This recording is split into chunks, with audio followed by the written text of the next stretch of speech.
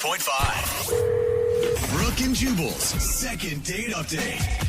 You guys ever have one of those chance meetings where you talk to someone for a few minutes and then you realize that that's the one that you're meant to be with forever? I often do that, like at the grocery store when the chick goes, "Hey, how are you doing today?" I'm like, you love me so much. Yeah, she just wants your report card number. We got Trevor on the phone who emailed us for a second date update today. Now, Trevor, you didn't even really actually go on a date with the girl you want us to call, right? No, I didn't. Okay, explain to us what happened.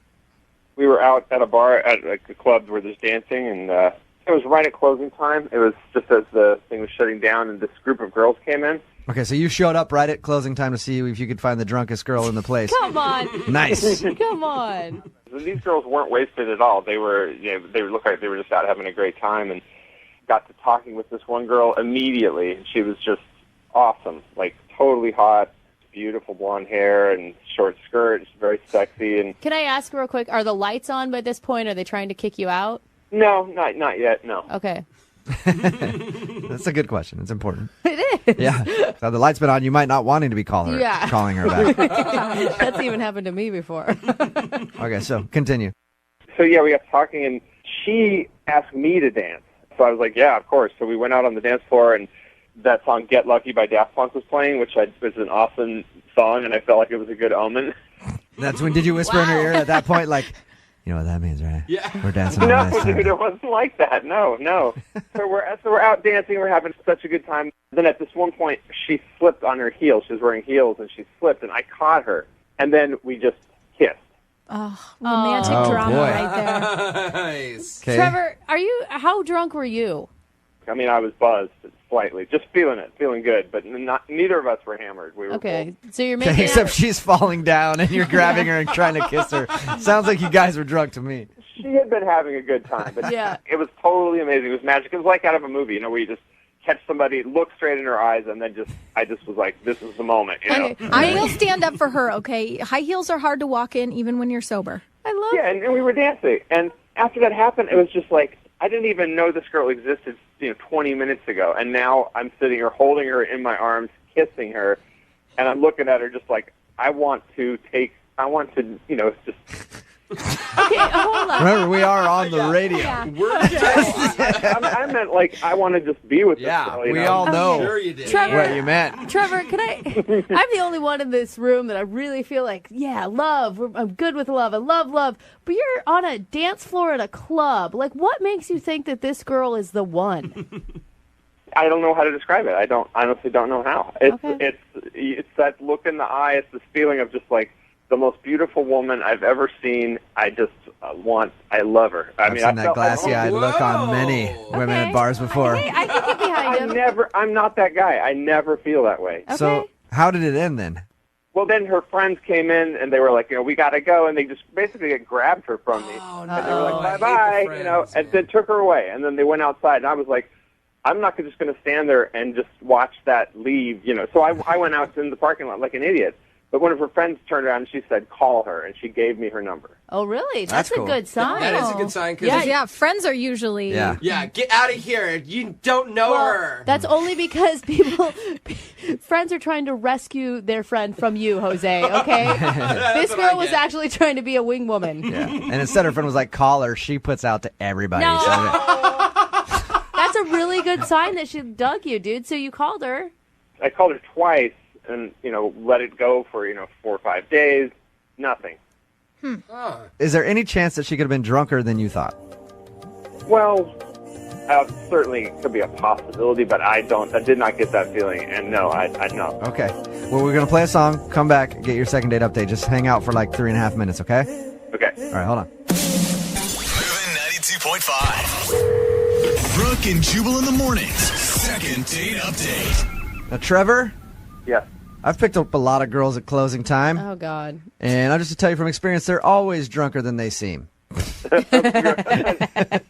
Brooke and Jubal in the morning. I'm moving 92.5. The second part of your second date update, Trevor is on the phone. He wants us to call a girl that he met at a bar at closing time. They danced a little bit. She had a moment where she slipped and fell, and they made out. Then she was whisked away into a car by her friends, and one of her girlfriends gave Trevor her phone number. He's tried to call her, hasn't been able to get a hold of her, really wants to try to take her out on an actual date, right? Yeah. What's her name, by the way? We never got her name. Christine. Have you been thinking about what you want to say to this girl? I mean, this is your one shot to sell yourself. Yeah, I have been. I mean, I just want to tell her how I really feel, you know. Use the word love. Make sure you drop that. No. That's a bad idea. Yeah, go for it. Yeah, but now I do feel kind of nervous, like you were saying. I mean, maybe she was just drunker than she seemed. She didn't seem that way, but Yeah. All right, you ready to give her a call? yes. Okay, hang on. Hi, can I speak to Christine, please? This is Christine. Hey, Christine, how are you? This is Jubal from Brooke and Jubal in the Morning. I'm moving 92.5. Okay. What's going on? Not much, but what are you calling for? Well, I'm calling you because I wanted to talk about a friend of mine that you had a run-in with. What? Yeah, it was a couple weeks ago at a bar at closing time. Met a guy, talked for a little while, did some dancing, kind of made out, and then your friends put you in a car and you had to go. Uh-oh. That would be a hang-up. I'm going to say that she got disconnected on accident. Okay. I'm going to not. No? Pretty sure that was She on knew purpose. exactly what you were talking about. Spotty service is what I'm saying. Bad cell service. I You're don't gonna call her think back, so. aren't you? That's what gets you restraining orders. She was going through a tunnel. Dude, Trevor, are you sure you didn't do something that night that was awful? She hung up. Yeah, she hung up, man. Yeah, welcome to the party, Trevor. At this point, Trevor, I'm going to go ahead and assume that it's probably not a good thing for you. I'm not talking about this. I'm not talking about this on the radio. Can I ask why? It was a mistake. Okay. You sound upset. Did Trevor upset you? Listen, it just wasn't. It was a mistake. Were you drunk? Nobody's here to judge you. I mean, we've all been there. Were you just like, because we've all made out with someone and been drunk and been like, that was a mistake. The only reason I'm going to tell you this is because I need you to tell him to stop calling me, okay? I have a fiance. Beyonce? Oh, Christine. That was a mistake. Yeah, so I don't want to talk about this. Oh Yeah. my god. That makes sense. That's a good idea. What? So many questions. Christine, why did your girlfriend give Trevor your number? She was drunk? I don't know. Listen, I'm getting married in a week. Oh. What? That was the night of my bachelorette party. It was kind of the last event that we went to. Uh-huh. I should not have even danced with him, or we were just having fun and we were talking, but he kissed me, and Yeah. I'm God. getting married next week. Oh my god. I mean, whew. Christine, Yeah?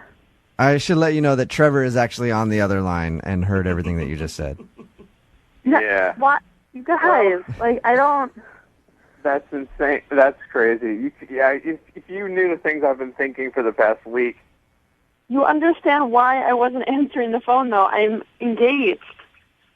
That kiss on the dance floor, though, that wasn't just me kissing you. Oh. Yes, I don't know what you're talking about. That was started it, but absolutely you kissing me. That's how it started, but that's not how it ended. It wasn't that long. Just because I slipped doesn't mean that was an invitation. Yeah, but you accepted the invitation once I gave it to you. You can't tell me that too. Does your fiance have any idea? No, of course not. Can I ask, Trevor, how did you not know it was a bachelorette party? It was the after party. Most of it had been at another place where everything had been set up. And you didn't have any bachelorette crown or sash? No, we had packed up everything into the car and left everything there. Christine, if We were literally just running in for one more drink because it was just our last stop of the evening before going home. Christine, if it was really just all one-sided and Trevor just kissed you, why are you so embarrassed about it? Why wouldn't you tell your fiance about it? Just some guy kissed me and had nothing to do with it. Because he's a jealous guy. Yeah. This guy's a jealous guy.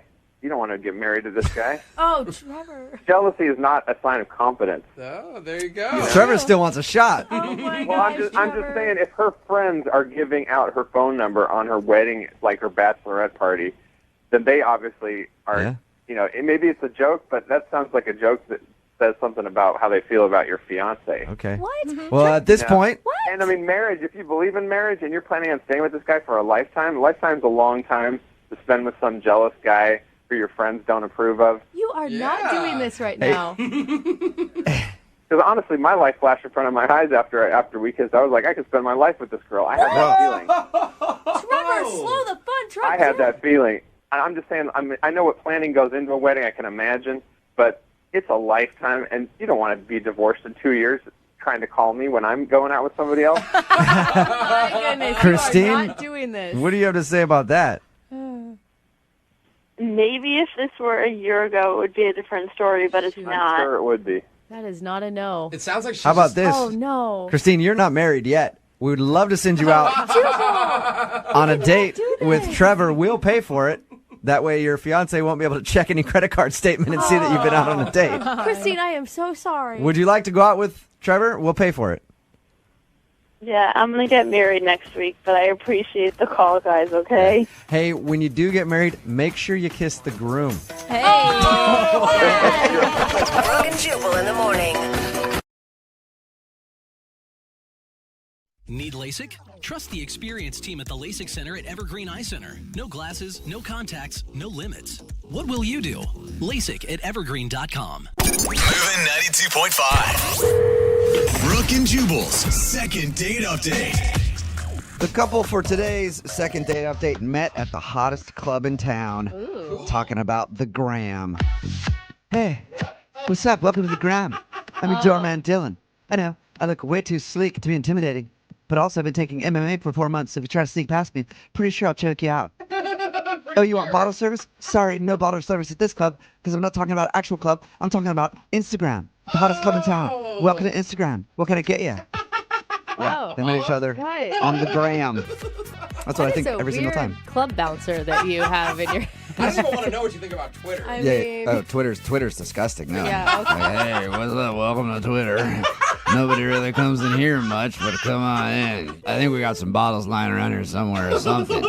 That's Twitter. Instagram is much cooler. There's a back room somewhere. Yeah. Don't get me started on MySpace. Oh. Toss you a syringe right when you walk in. Yeah. But Wow. the people met on Instagram. I'm talking about Russ, and the girl's name is Jessie. I think that's what his email said. Russ, what's up? How are you? Hey guys, what's up? What's up, Hey, dude? welcome. You guys clowning me or what? I don't know. No, we're clowning Instagram more than anything else, or just social media in general. Jubal's just weird. I man. probably deserve it. No. Okay, so you met the girl you want to call today Get on over the bottle Instagram. service. Sorry. Okay. Yeah, you met her on Instagram. Pretty funny. Yeah. Did you have mutual friends, or were you just stalking? No, like I'm a workout dude. You know, I was posting some photos of my workout, and like, you know, in the gym community, we all kind of like Yeah, tag stuff. you guys are super active. Huge. Yeah, hey, you know, it's whatever. So I was checking out this hashtag Fit Life, you know, just kind of seeing who I can just check out. Fit life. Yeah. Fit Life. And so I found this girl, Jessie, and she's super hot and she's super fit. And I was like, oh man, this girl's like, I'm down, right? And so I just started following her and, you know, liking her photos and whatnot, and then reached out and messaged her. I'm like, hey, like, you're hot and we have the same interests and like, let's get together. Sounds like a beautiful Yeah. romantic message. Yeah. How gym people talk? Yeah. Tell me you put like a water emoji in there too, the little water drop emoji. Just lots of flexing, yeah. Oh, the bicep emoji? You do sound like a wordsmith, sir. You really do. What did she say back? She was like, thanks for reaching out. Like, I love your photos. I'm like, I love your photos. And we had like a little love fest going on. And I decided, like, let's meet up. And so I basically asked her out on the date via Instagram. Right. You know what I mean? And I thought, let's meet at my gym. Yeah. Oh, you I mean, guys like perfect. to do a workout together? Yeah, like I go to this really cool gym. I'm like, you know, it's a huge part of my life and it's a part of her life. And I'm like, this might be a great way to kind of size each other up and hang out. yeah, if you guys both love working Yeah. out, that's actually a really good idea for a date. I bet she was excited about it. Yeah.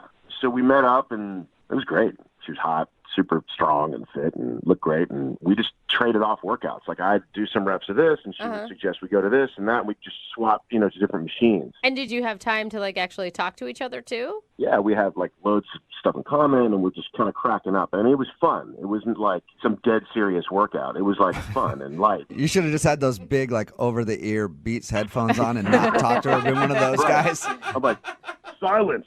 Yeah. Did it seem like she had fun too? Yeah, I mean, she was into it. And at one point, I had this idea. I'm like, how much do you weigh? Like, let me bench press you. And then she was going to try to bench press me.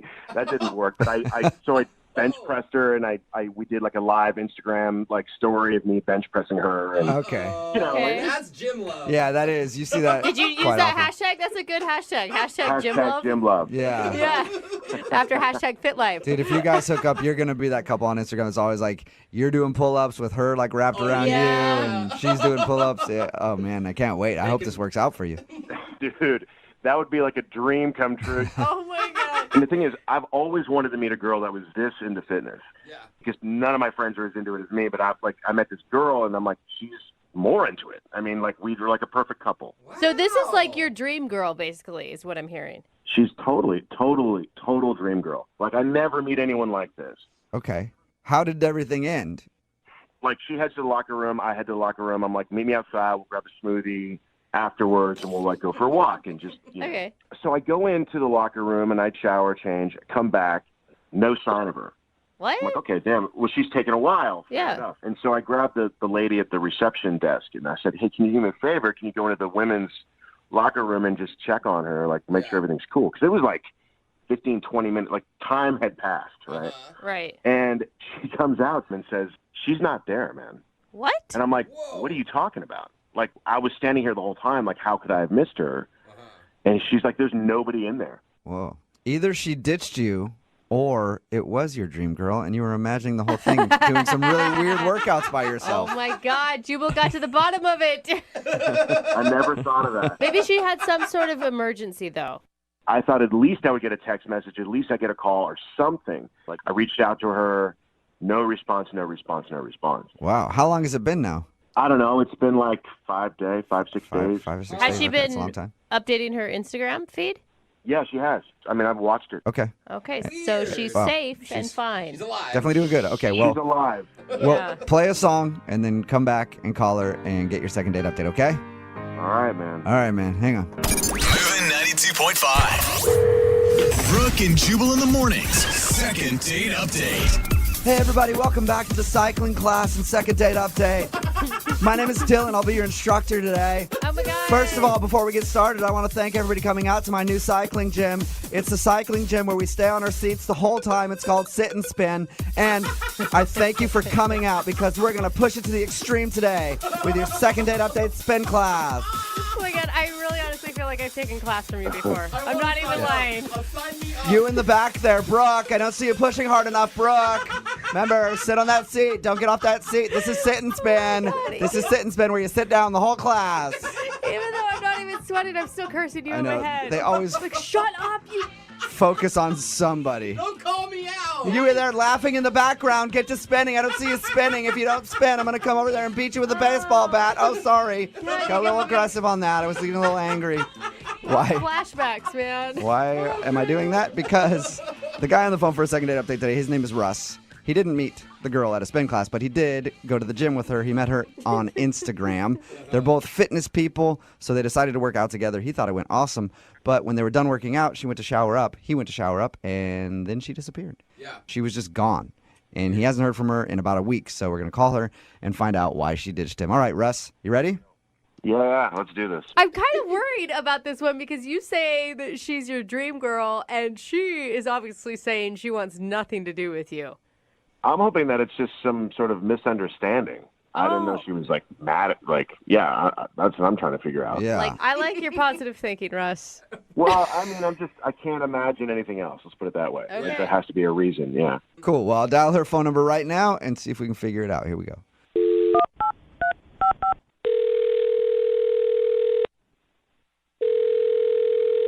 Hello? Hi, may I speak to Jessie, please? This is she. Hey, what's up, Jessie? How are you? This is Jubal from the radio show Brooke and Jubal in the Morning. Wait, what? Hey, Yes. Jesse. Hey. Yeah, it's the whole show, actually. What's Hi. up? Hey. Oh my gosh, I listen to you guys all the time. Oh, Cool, sweet. thanks. While you're at the gym, Yeah, how did you know that? follow you on Instagram, #FitLife. No, you do not. No. You're going to see me like every photo of yours? She would know if Yeah. you followed her. I would definitely know. Yeah. No, I'm calling you today, Jessie. First of all, thank you for listening. Appreciate it. but somebody emailed us about you for a second date update. Oh my God. Yeah, I'm assuming you. Well, I don't know when you listen, but do you listen to the second date updates? Yes, all the time. Okay, so you know what they are. Yeah, I knew this was going to happen eventually. Oh, you did? What? Are you, like, not calling a lot of guys back? No, I've just been on like a lot of bad dates. Oh, okay. All right, so you're like, at some point, It was a numbers game. I'm going to be on the radio show. Yeah, Well, exactly. then do you have any idea who would have emailed us to call you? Is it Kevin? It's probably Kevin. No, it's not Kevin. Oh, but Kevin, he It's sounds somebody like else. the worst. Yeah. It's not Kevin? No, it's not. Oh, God. Okay, that was a really bad one. Yeah. All right, well, maybe this one won't be that bad. His name is Russ. Oh. Really? Yeah. Yep. Okay. I mean, other guys were worse than that, so this is actually good. Oh, nice. Okay, well, maybe we can get you on for those other guys, too. Is there anybody that you want to call? No, not at the moment. No. All right. Well, Russ told us that you guys worked out together, and then you ditched him after the workout. Yeah, I just wasn't feeling it. But that's kind of, I mean, even if you weren't attracted to him, he sounded like a nice guy. It's a rude move just to ditch him at the end of a date. No, he was a nice guy. We're just not on the same level. Not on the same level. Mm-hmm. But, Okay. like, again, rude to just leave at the end of a date. Well, the date was over. No, he said that he was getting you a smoothie and that, you know, there's like that wrap-up thing, like whether you're going to do it again or not. And No, I mean, I stayed for the workout. We did our thing, and there was no need for, like, a wrap-up at the end. I knew there wasn't a future there, so. Okay. And hopefully he would be able to pick up on your hint of ditching Wow. him. I got it. Was there anything that he did wrong to make you just want to leave like that? He's just a prototypical meathead. Well, You mean like just protein shakes, meal prep, gym? That's it? That's all he cares Yeah, about? like Jim Bro, yeah. but what did you expect? I mean, you met over the hashtag FitLife. I expected somebody who was into fitness. And he's not? Yeah. We talked to him. It sounds like he is. That's all he's into. Not in the way that I am. I don't get Can it. you explain better? Russ is all about his upper body. Like, he does not work out his legs, and I don't respect that. Wait, what? I've heard of Wait, it. are you, wait. So Russ skips leg days. Yes. I don't know if Russ has ever done a leg day in his life. What? So wait, is that unattractive? Like he doesn't have muscly legs and you don't think it's attractive? Like, my 4-year-old niece has bigger calves than he does. So, no, I don't think it's attractive. It's actually a huge turnoff to have this completely imbalanced, like, physique. Okay. So you don't respect bros who don't do leg day. No, not at all. Like, you can't just focus on bicep curls. You actually have to do, like, a leg press Hey, or, like... can I chime in here for a second? Yeah, I guess you can. Wow. Oh, Yeah. Hey. yeah, I forgot about this part. Yeah. Yeah. Did you, Jesse, though? Yeah. Yeah. Russ is on the other line and wants to talk to you. I don't skip leg days, by the way. So your legs are just disproportionate, even though you work them out. Wow. I work out my legs all the time. I'm a hard gainer. Okay, it takes me a long time to get gains. Okay, in my legs. Okay, look, Russ, I'm sorry if, like, I have offended you. Like, your upper body looks great. Like, from the waist up, completely ripped, completely toned and lean. But the leg thing just turns me off. Okay, yeah, sure, my legs could be bigger. That's fine. But I mean, they're sculpted. Okay, I work in my quads are beautiful, actually. Just the lower They leg. need a little development. You're right. I appreciate it, okay? It's a note, duly noted. But that doesn't mean you need to ditch me after a really cool date, just vanishing into thin air. It wasn't that great of a date. Like, you just wanted to do curls and, like, overhead press the entire time. Like, I was trying to get you on leg machines, like some actual heavyweight leg exercises, and you wouldn't even do it. It was a buys and tries day. I'm not going to put all my effort into my legs. Well, I do a was little trying to bit help of- you out. that was You the said next you're a hard day. gainer, so you got to work them extra. Look, I'm a trainer, okay? I do this for a living, so I think I know how to work out my own legs. Bro, stop. I was a trainer for a long time, a very good one, and so I know what I'm talking about. Okay, well, then you would understand we're doing buys and tries, so... Are we just having This is my favorite discussion ever, I a think. trading fight right now? Is that what we're having? Apparently, Jesse, it's true. I work out my legs twice a week, okay? And sorry, that's not evident for you. Okay, well, then you need to do them every other day and maybe eat some more food or something because, like... Whoa. you Do need to- not insult my meal prep, okay?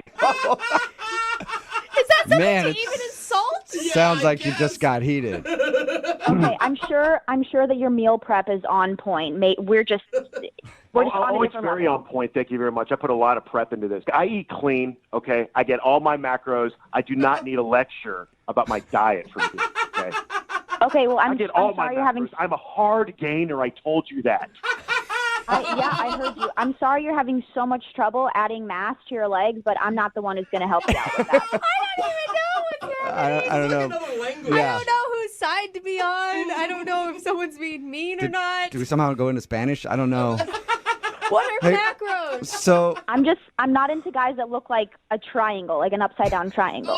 Okay. A triangle? Okay, you weren't saying that when I was bench pressing you, when you were staring at my body, when you were liking all my pics.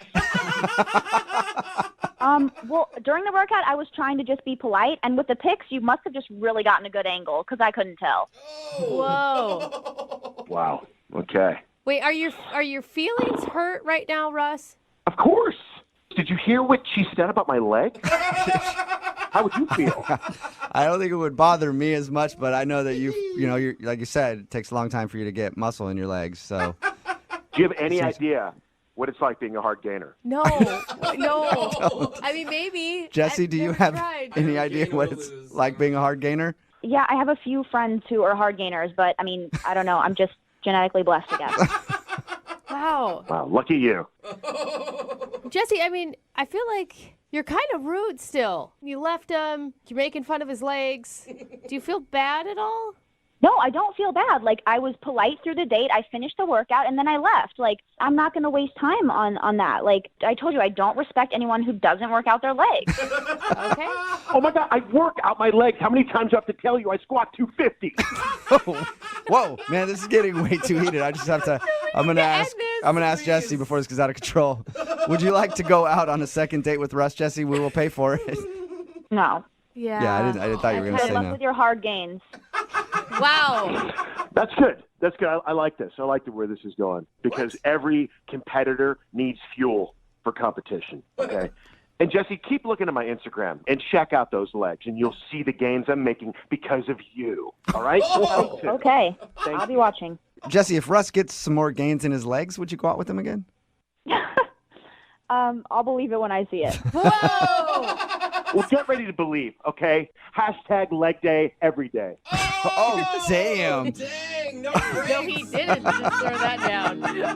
Brooke and Jubal in the morning. A text message at 78592 says, that was really rude of her, but I do agree you shouldn't just focus on one body part in the gym. It's Brooke and Jubal in the morning talking about today's second date update.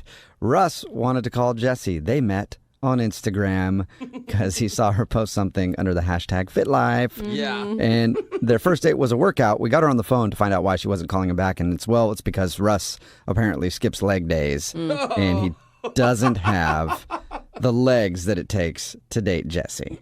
You know, though, after this call, he is so self-conscious. Oh, yeah. All that man is doing his legs right now. Oh, yeah.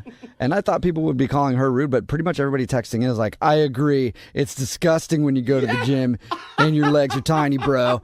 I've never been to the gym. I had no idea leg day was such a big deal. He made a comment about being able to squat 250, and everybody's piling on that, too. Like, I have a 78-year-old grandpa who can squat 250, bro. We have a lot of fit people listening to the show, apparently. Yeah, I had no idea. That are in a lot better shape than any of us. A lot of meatheads do texting like in this morning. The one text that we got that says, I feel so fat right now. Yeah. So anyway, they're not going out again, but that's fine. Russ needs more time to focus on his legs, I guess, because he's a hard gainer and he needs to get those legs nice and big. Remember, if you want to do a second date update, all you have to do is email the show and we will call the person who didn't call you back. Move at 92.5.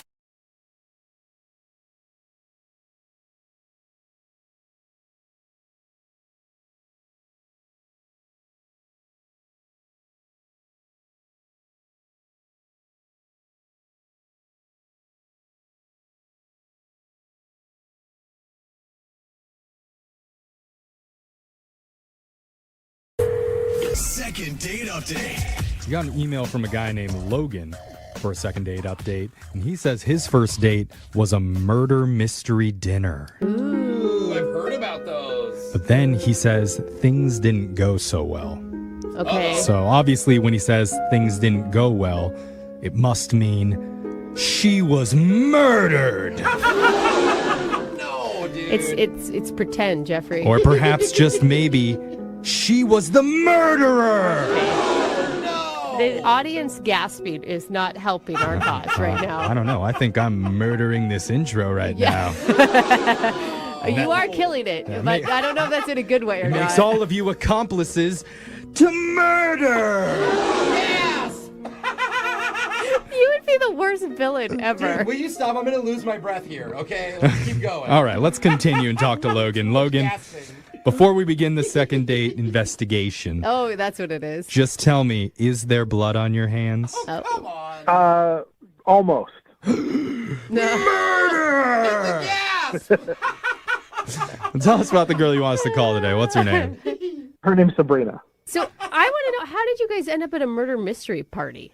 So we have some mutual friends. They knew we were both single. They set us up. Okay. And this was right around the time my friends and I, once a year, we do this big murder mystery. Wow. There's like 20-something people. We get it catered. We rent this big old house. We decorate it. So Logan and his friends are rich. Yeah. Yeah. I don't know. We're all chipping in. You know, there's an open bar. And Yeah, rich. Open bar. Jeez. Dang. I want to get in with your dorky friends, Logan. So how did the murder mystery dinner date go? not so great. Okay. So there was mutual friends at this thing. So I thought, she wouldn't be completely by herself in a group of people. Yeah. And the whole thing was 1940s themed. So when she showed up, she looked spectacular. Like, she went all out. She really got into it. Like, the hair, the makeup, the outfit, and, she looked gorgeous. Dude, and it's awesome that she went all in, right? Character. Yeah, I thought that's a really good sign, right? And a good sign that she knew other people there. Because it would be pretty intimidating if you didn't know anyone, but... Yeah, exactly. I was trying to be, thoughtful about that. Okay, so why do you say things didn't go well? So I don't know if you guys have been to one of these before. You get a packet, and it's got, information about your character, because you're, pretending to be somebody. She and I were joking about, oh, come on, what does your packet say? Jokes. It was fun. Yeah, and then, sometimes you'll have an accent, or you're supposed to get fully into character. Oh, so you're, acting. Oh, man, it sounds hard. This is fun. It is a little hard. You have to, read a whole thing and then And you have to become remember a character. You have to remember all the facts about yourself, where you're from, who you're associated with, who you know, who you don't know. So, it's sort of like live-action Clue. Yeah. And so she was getting really into it, which was fun. We were having a really good time. And then suddenly the lights go off. Oh, was that planned? Someone didn't pay the electric bill, obviously. Is it part of the show or what? No, it was definitely part of the show. Yeah. Oh, And good. then they're out for a few seconds, then they come back on, and she's gone. And my first thought is, she ditched me. Oh, what? So I was yeah, and I was like, oh, this can't be happening. But then we all hear a scream from upstairs, and we run into the bedroom, and there she is, dead. Oh, no! She was the first one to kick the bucket in the game? This is fun, though. My friends who were in charge of putting out the packets, I don't know what they were thinking. They gave her the first victim card. Oh. I felt really bad, obviously, because I wanted to have fun solving the mystery with her. And, Right. that was, the whole purpose of this date. And now, honestly, you can't even really hang out with her. You can't just, hang with the body while everyone's around and just whisper, Well, hey, so- I kind of did. I was in there, and then, other guests were coming in, and they were, drinking and, eating hors d'oeuvres, around her? and, she was there for, an hour and a half. Oh my God. I know. Wow. And at first I was thinking, oh, she's such a good sport. Yeah. And then, like I said, an hour and a half later, people found clues. They solved the crime. We all go back downstairs to, okay, we solved it. Now let's just have a good time. And she was like, I got to go. Oh, dude. And I was like, oh, I'm so sorry. This is not how I wanted to go. And I said, I'll go too. We can go get a drink, just the two of us. And she said, no, I had a good time. Don't worry. But when somebody says that and you know they're not telling the truth? Yeah. Right. Totally. Yeah, I had a great time laying on the floor for 2 hours. Can't wait to do it again. I would be pissed at your friends if I was you. Yeah. Oh, I am. But they said, it's the luck of the draw. But I don't know what to do. I feel like they could have, they knew the situation. Yeah. You could redraw. I feel like we can resuscitate this date. Get it? Get what I did there? Mm-hmm. Yeah. No, but really, it isn't your fault. You didn't do anything bad, it sounds like, and she should give you another shot. I would like that. I would like your help. So have you spoken to her since your date? No, nothing. How long has it been? It's been a couple of weeks. Okay.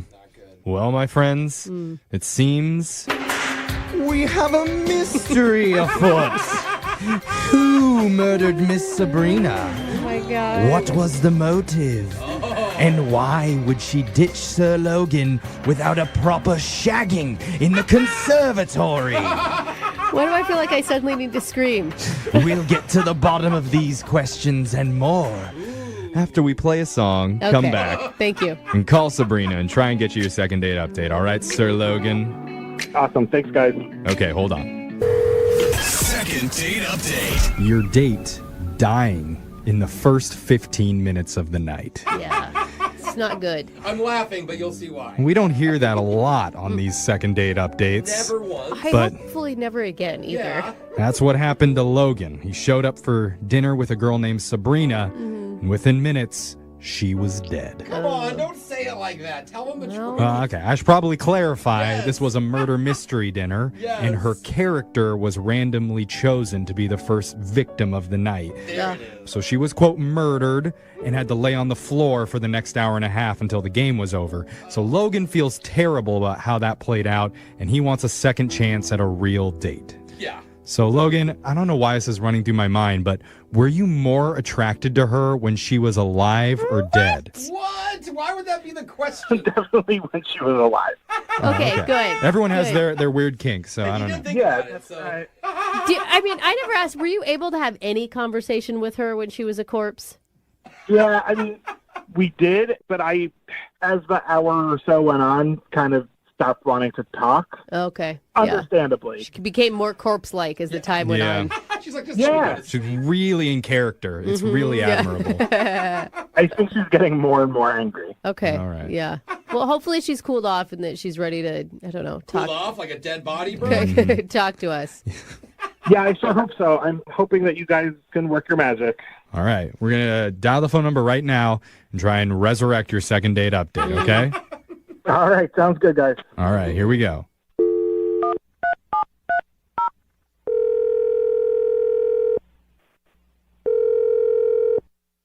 Hello?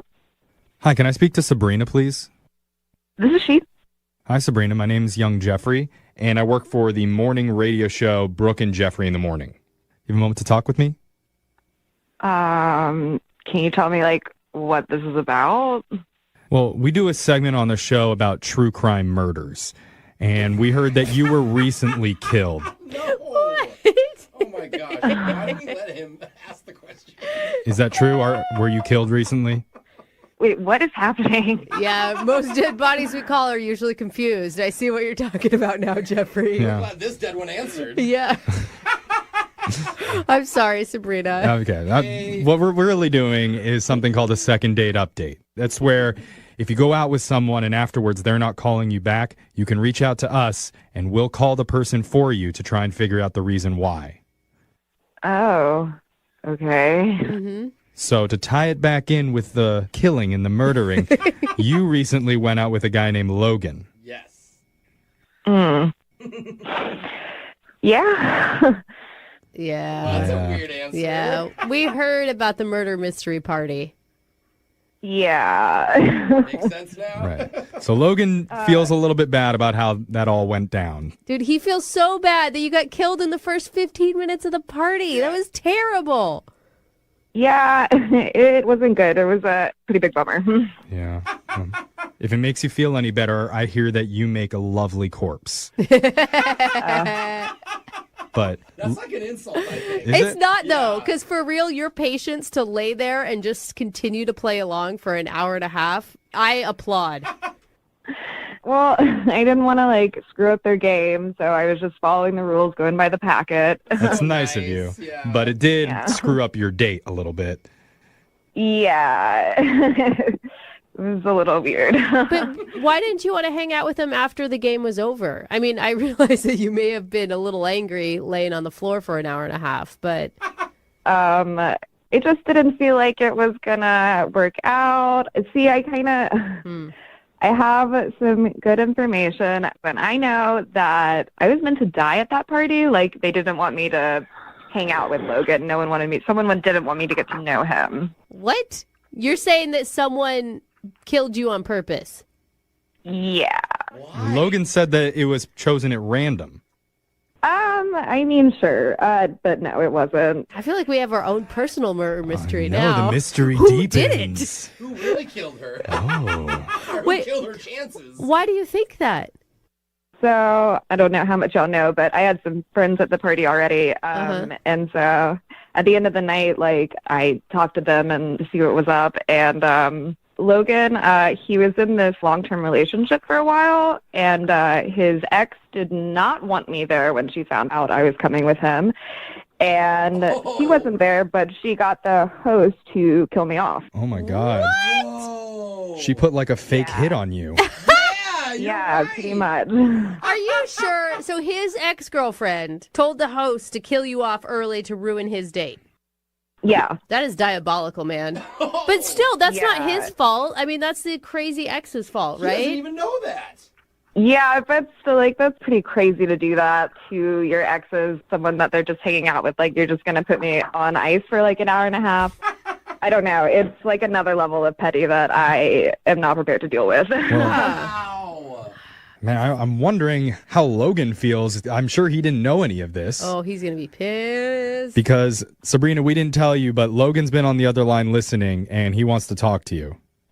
Are you serious? Uh-huh. Yeah. Logan? God, I had no idea that she did that. I am so sorry. Yeah, I mean, but she did, and it really wasn't cool. I'm just letting you know. Like, and I agree with you. That was not cool. She is not happy that I broke up with her. I'm the one who ended the relationship. She is trying to get back at me. I am so sorry. I mean, you're saying get back at you, but I think she still like wants to get with you. Yeah. Sounds like that. She can think whatever she wants. It is not happening. So you're for sure over her, Logan? Oh, my God, yes. Yeah. This is just one of many things in a long list of reasons why we are not together. And I was like hoping to, meet somebody who is a good person and doesn't try to ruin people's lives. I mean, that makes me nervous. Like, what else is she capable of? I mean, like, you probably don't know this, but she found my Instagram and she liked all of my photos on it. That's like another level of unhinged. Like, Maybe you take really good Instagram photos, though, and she's just a fan. Oh, my God. I'm actually more freaked out about the Instagram likes than I am about her killing you at a party. Isn't that weird? I thought that was innocent, but finding her personal pages? Yeah. Oh, man. And it's pretty sadistic. Yeah. I mean, I don't know what to say to that. Like, you're right. She is not well, but she's not going to, like, actually try to kill you. Okay, well, you say that, but she's literally already killed me. Fair point. Fair point. Man. I mean, the only thing is Logan actually sounds like a really nice guy. And, people have some crazy exes. I mean, if anything, it proves that he's very lovable. Does it? I don't know. I think so. I agree. I agree with that, His ex Brooke. really likes him. I'm sketched I mean, yeah, like if his ex is willing to go through this much of a project just to like sabotage him, it must mean that he's really, really great. Yeah, I guess I never thought of that. Well, with that in mind, I would love to send you guys out on another date. We'll pay for it. I mean, if you don't say yes, then his ex is probably just going to wear your skin and go out with him anyway, so... The ex is a bit of a turnoff, but I know he didn't know anything that she was doing, and I know that he feels really bad about it. He was clueless. So wait, what? What's your answer? Yeah, so is that a yes or a no? I mean, as long as I am not coming back to my apartment with a dagger in the door with a note saying, "Don't date Logan." But maybe we should give it another chance. Yes. All right. Okay. Congratulations, Logan. You got a second date. Thank you, guys. Sabrina, thank you so much for agreeing to that. Yeah, sure, Logan. Let's just make sure that wherever we go next, it's safe. Yeah, bodyguard. No Yeah, problem. that's not a bad idea. Maybe hire one. Yeah, it'll be safe. We can go to my house and do the one-on-one murder mystery. Oh, my God. Is that pretty easy to figure out who the killer is if there's only two of you? Well, I think it sounds good. There's going to be a stabbing going on a little later. Oh, all right. Lucky you, Sabrina.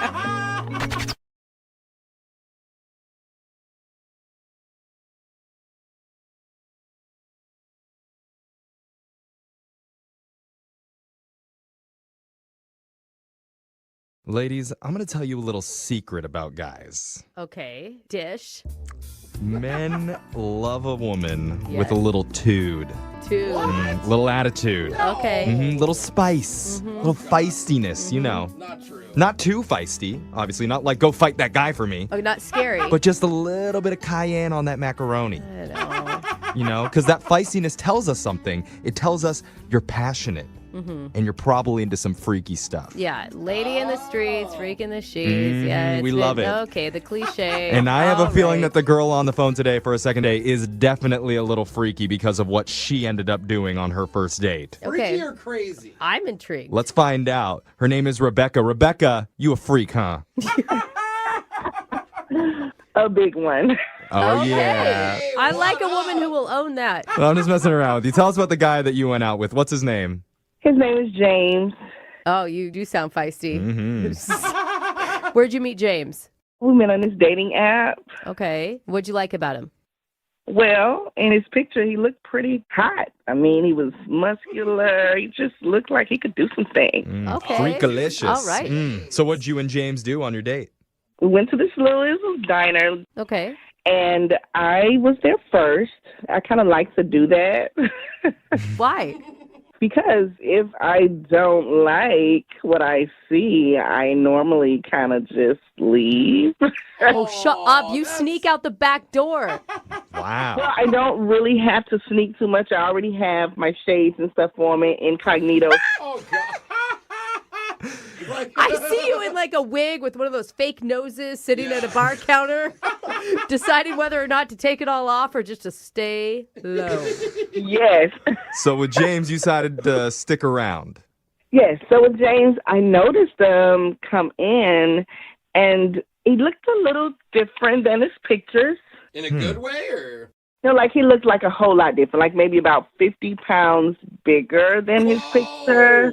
But that was okay with you, apparently. That was absolutely not okay with me. Oh. I mean... Okay, so wait, what did you do?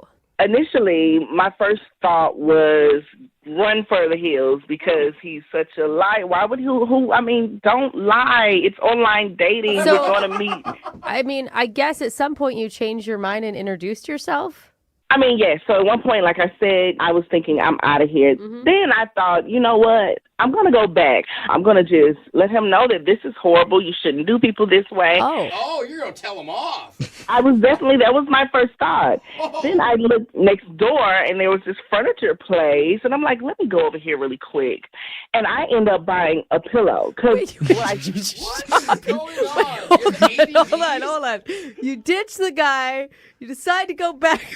In the middle, you get distracted. Wait, so listen. This is important. Okay. You got to hear me out. So I went and bought the pillow, and I actually put it inside of my shirt because I wanted to go back to show him, like, hey, I'm not who I said I am either. So you put a pillow in your shirt to make it look like you're big or pregnant or something in the middle. All right, so you're getting even with him for not showing who he really was in his picture. Exactly. I want him to see what that looks like. Okay. Yeah, this is some freak stuff, I'm telling you. Yeah. So how did that work out? Oh, my goodness. The moment I came up, he acted like it was just okay. Like, hey, how are you? And I'm like, what the heck is going on? Wait, what? Oh, he's a nice guy. He's like, sure, you look like you got a square stomach, but that's fine. He looks comfortable. I mean, he ended up being so cool. I mean, so kind. He was compassionate. He was asking, are you okay? Do you need anything else? How about, can I get you another dessert? And I'm like, I'm going to eat that up now. Wow. So wait, and the whole time you're sitting there with a pillow in your shirt? This is crazy. He thought I was pregnant the whole time, and I just rolled with it the whole night because, you know, hey. I would be worried that he's like cool with going out with a pregnant chick all of a sudden. There's nothing wrong with going out with a pregnant chick. Did he ever address it? Did he ever say anything about it? No, he was just so kind. When are you due? What are you having? And I was like, oh, man. Wait, did you make stuff up? You were outright lying. Listen, I just couldn't tell him the truth. And the baby's name is Fred. Oh, my God. The Tempur-Pedic baby. Yeah. So wait, what do you want to do? I mean, he's not calling you back, right? He keeps calling. He's wondering how I'm feeling, how I'm doing, when are we going to hang out. Oh, he is calling. And I just don't know, guys. I don't know what to do. I need your help here because I want to hang out. I enjoyed him afterwards. He's great. And I'm like, do I tell him the truth? Like, I have to? Do you have to tell him all the truth? Because the whole truth is like, hey, you're really fat, and I was going to show you how much that sucks by putting a pillow in my belly, and now you think I'm pregnant. I think your best bet is to actually go out and get pregnant for real, and then you're not lying anymore. You know, that's a long play. You got to wait a little while, and he's going to be like, wait, you're still pregnant? 9 months later. It's a 14-month pregnancy. Yeah. He's even asking me, like, if you don't have anyone to be in the delivery room, I'll be there for you. And I'm like, oh, my gosh. Okay, listen, you do not want to put a man who thinks a pillow is a pregnant belly in a delivery room. He's a little uneducated. I'm just letting you know. Well, he does sound like a nice guy. He does. He does. I really want to talk to him. I really do. Okay. All right. Well, we're going to find out if we can help you. We're going to play a song, come back, and get your second date right after this, okay? Okay, thank you. Gosh. All right, hold on. Just tuning in, we're on the phone with Rebecca, and Rebecca is expecting a brand new 100% goose down snuggle soft bundle of joy. Queen size, I hear. No, she needs a second date, but this one's a little bit different than what we normally do because normally we call people when someone's being completely ignored after a date. But Rebecca has been getting calls and texts from James. She's just not answering any of them because she feels bad about what she did. As she should. If you didn't know, she stuffed a pillow under her shirt and pretended to be pregnant during their date. And she only did that because when he showed up, he seemed a little heavier than his profile pictures. A lot heavier. But now Rebecca wants to make things right and get another date. Rebecca, how do you want to handle this exactly? Do you want me to tell him that you faked your pregnancy, or do you want to deliver that news? Deliver. I get it. That's dumb. I feel so guilty about doing that, you know? I mean, now just looking back at it, it was such a petty mistake. It was. And you do want a date, right? You're not just using this just to, I don't know, clear your conscience. Yes, I do. I mean, if this is going to go on, if this is a potential partner, then I don't want to go in lying. Okay, so you're going to tell him that it was not a real pregnancy. I don't have to do that for you, right? Right. Okay, good. Because I've already done way too many fake pregnancy announcements this week. I need a break personally. But let's call James for you, okay? You ready? I'm definitely going to do my best. Like, I'm so nervous. Yeah. You'll be okay. Yeah, just breathe. Yeah. Breathe through it, and we'll get through it together, okay? Here we go. We're going to call James. Okay. All right, here we go.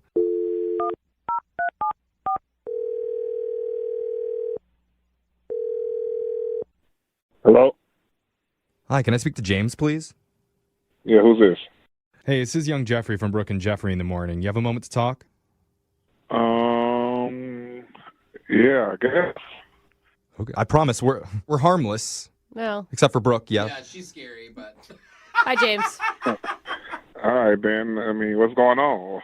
Why y'all calling me? Well, we do a thing on our show called The Second Date. Have you ever heard of that before?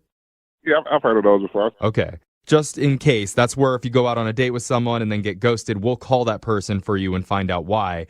But your situation is a little bit different because you actually are calling this girl back. What? This is so weird. It is weird. This is a weird one. I mean, more weird than normal. So do you remember going out with a woman recently named Rebecca? Yeah, I know Rebecca. So she reached out to us and really wanted us to call you. That's crazy because I call her and she don't really, answer. Yeah, it would be confusing that she would call us instead of just calling you back. I could see where that gets weird. Here's the deal, James. Rebecca wanted to let you know that she delivered, and it's actually quads. What? No. And 2.5 of them are yours. Jeffrey, shut up. Oh, that can't be true. I didn't even hit. No, that is not true, James. James, did you like Rebecca a lot? Yeah, she was cool. I mean, she had a great vibe. She was a real, genuine person. Yeah. You know, she said a lot of really kind things about you, especially about how gracious you were about thinking about the pregnancy and things. Yeah. I mean, I definitely wasn't expecting that one. You don't swipe on somebody expecting them to be pregnant. Yeah, it's a little confusing. Did anything seem weird about the situation to you?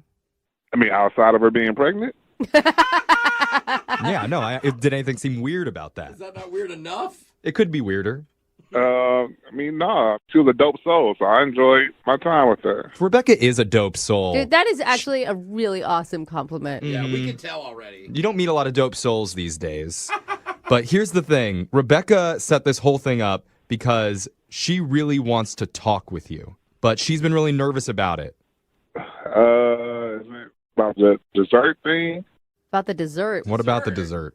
I felt bad after the date because I felt like I was trying to be over nice, I guess. And because she was pregnant, I'm like, well, maybe she wants 2 desserts, one for her and one for the baby. That's right. You are a good man, James. That is exactly what a pregnant woman wants. I like it, dude. That's why I tried to buy her 2 desserts, and maybe it might have put her off or something like that. No. I don't think that's it. But after this, no matter what happens, the whole show wants to go out with you and eat for sure because you sound awesome. I look pregnant. Buy me dessert. Let's do it. But here's the thing. Rebecca really does want to talk to you, but she's a little bit nervous about it. And she actually has been listening on the phone this whole time.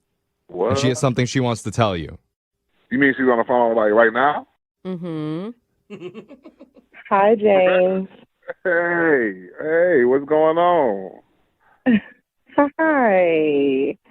Oh, there's that smile. Oh. Wow, I've really been thinking about you. Oh, have you? That's good to know. I mean, I've been trying to reach out to you. I didn't know if you weren't returning my calls, because maybe I upset you or, when I bought the 2 desserts, maybe that... You thought I was calling you fat or something, and you were just kind of shading me. I didn't know. No, the 2 desserts were fine. Thank you. All right, man. You didn't drop 4 babies, did you? Jim was kidding. Oh, okay. No. About that. All right. So okay. It's hard. It's okay. So there's no baby. I'm actually surrogate. I don't have the baby anymore. What?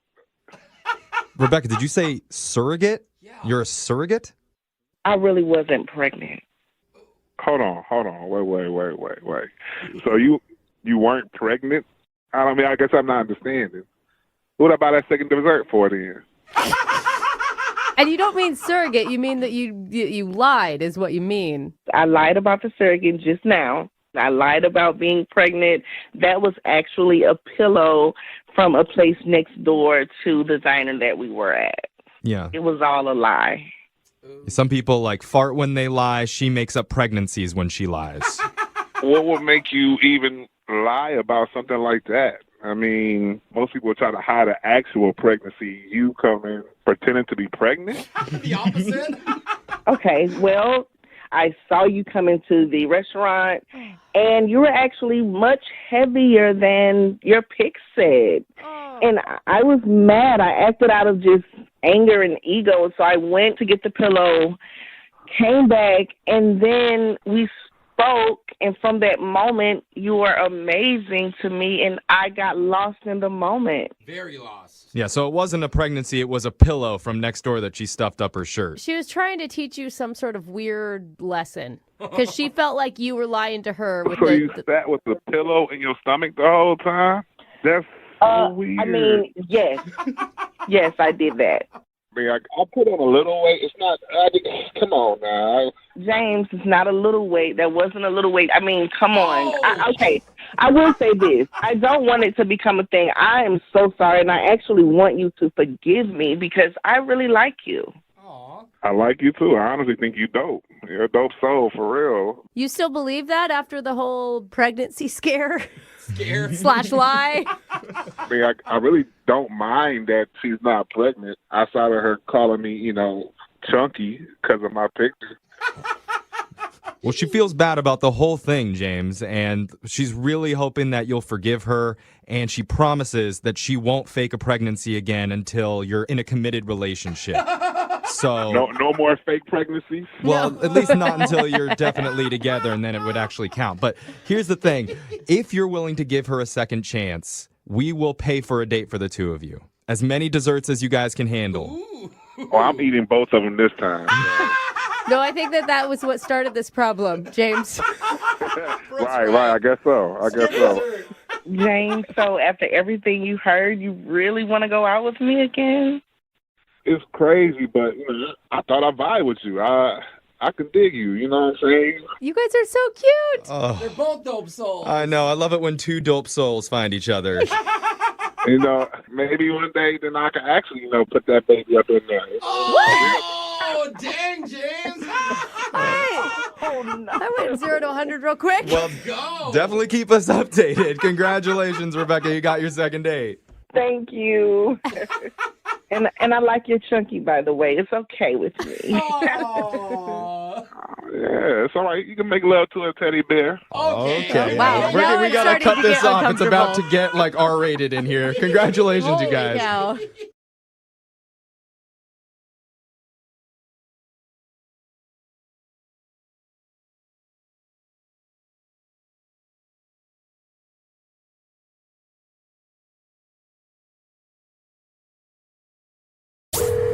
Second date update. If you want to guarantee a successful first date, how exciting does the activity need to be?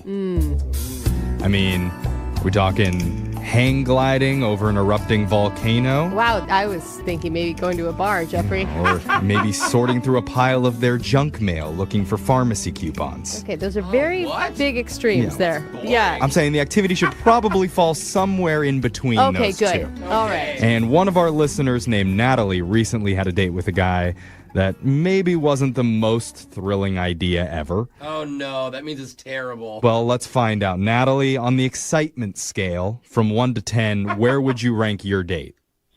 On the excitement scale, I would rank it a 3 because it was very low key. Okay, and is that a good thing for you? For a first date, yeah. Okay. And so what's the name of this guy that you want us to call today? His name's Eric. And how'd you meet him? Met him online. I always wonder, how do you pick who you're actually going to go out with? What about this guy said, all right, he's worth meeting in person? Well, I mean, it's online dating, so it's all going to be visual at first. And what stood out to me the most was that he looks a lot like that oldest Jonas brother. Not Nick or whatever, Joe, the other guy. Oh, yeah. Kevin. Is it Kevin? Yes. Who knows? Yeah. Who cares, honestly? Who always has a really bad facial hair. Yeah. You have a thing for that one. Well, I mean, I think he's really good looking.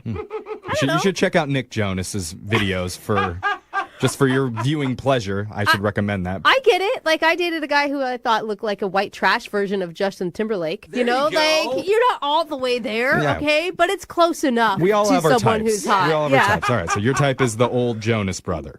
Now, so what did you guys do for your date?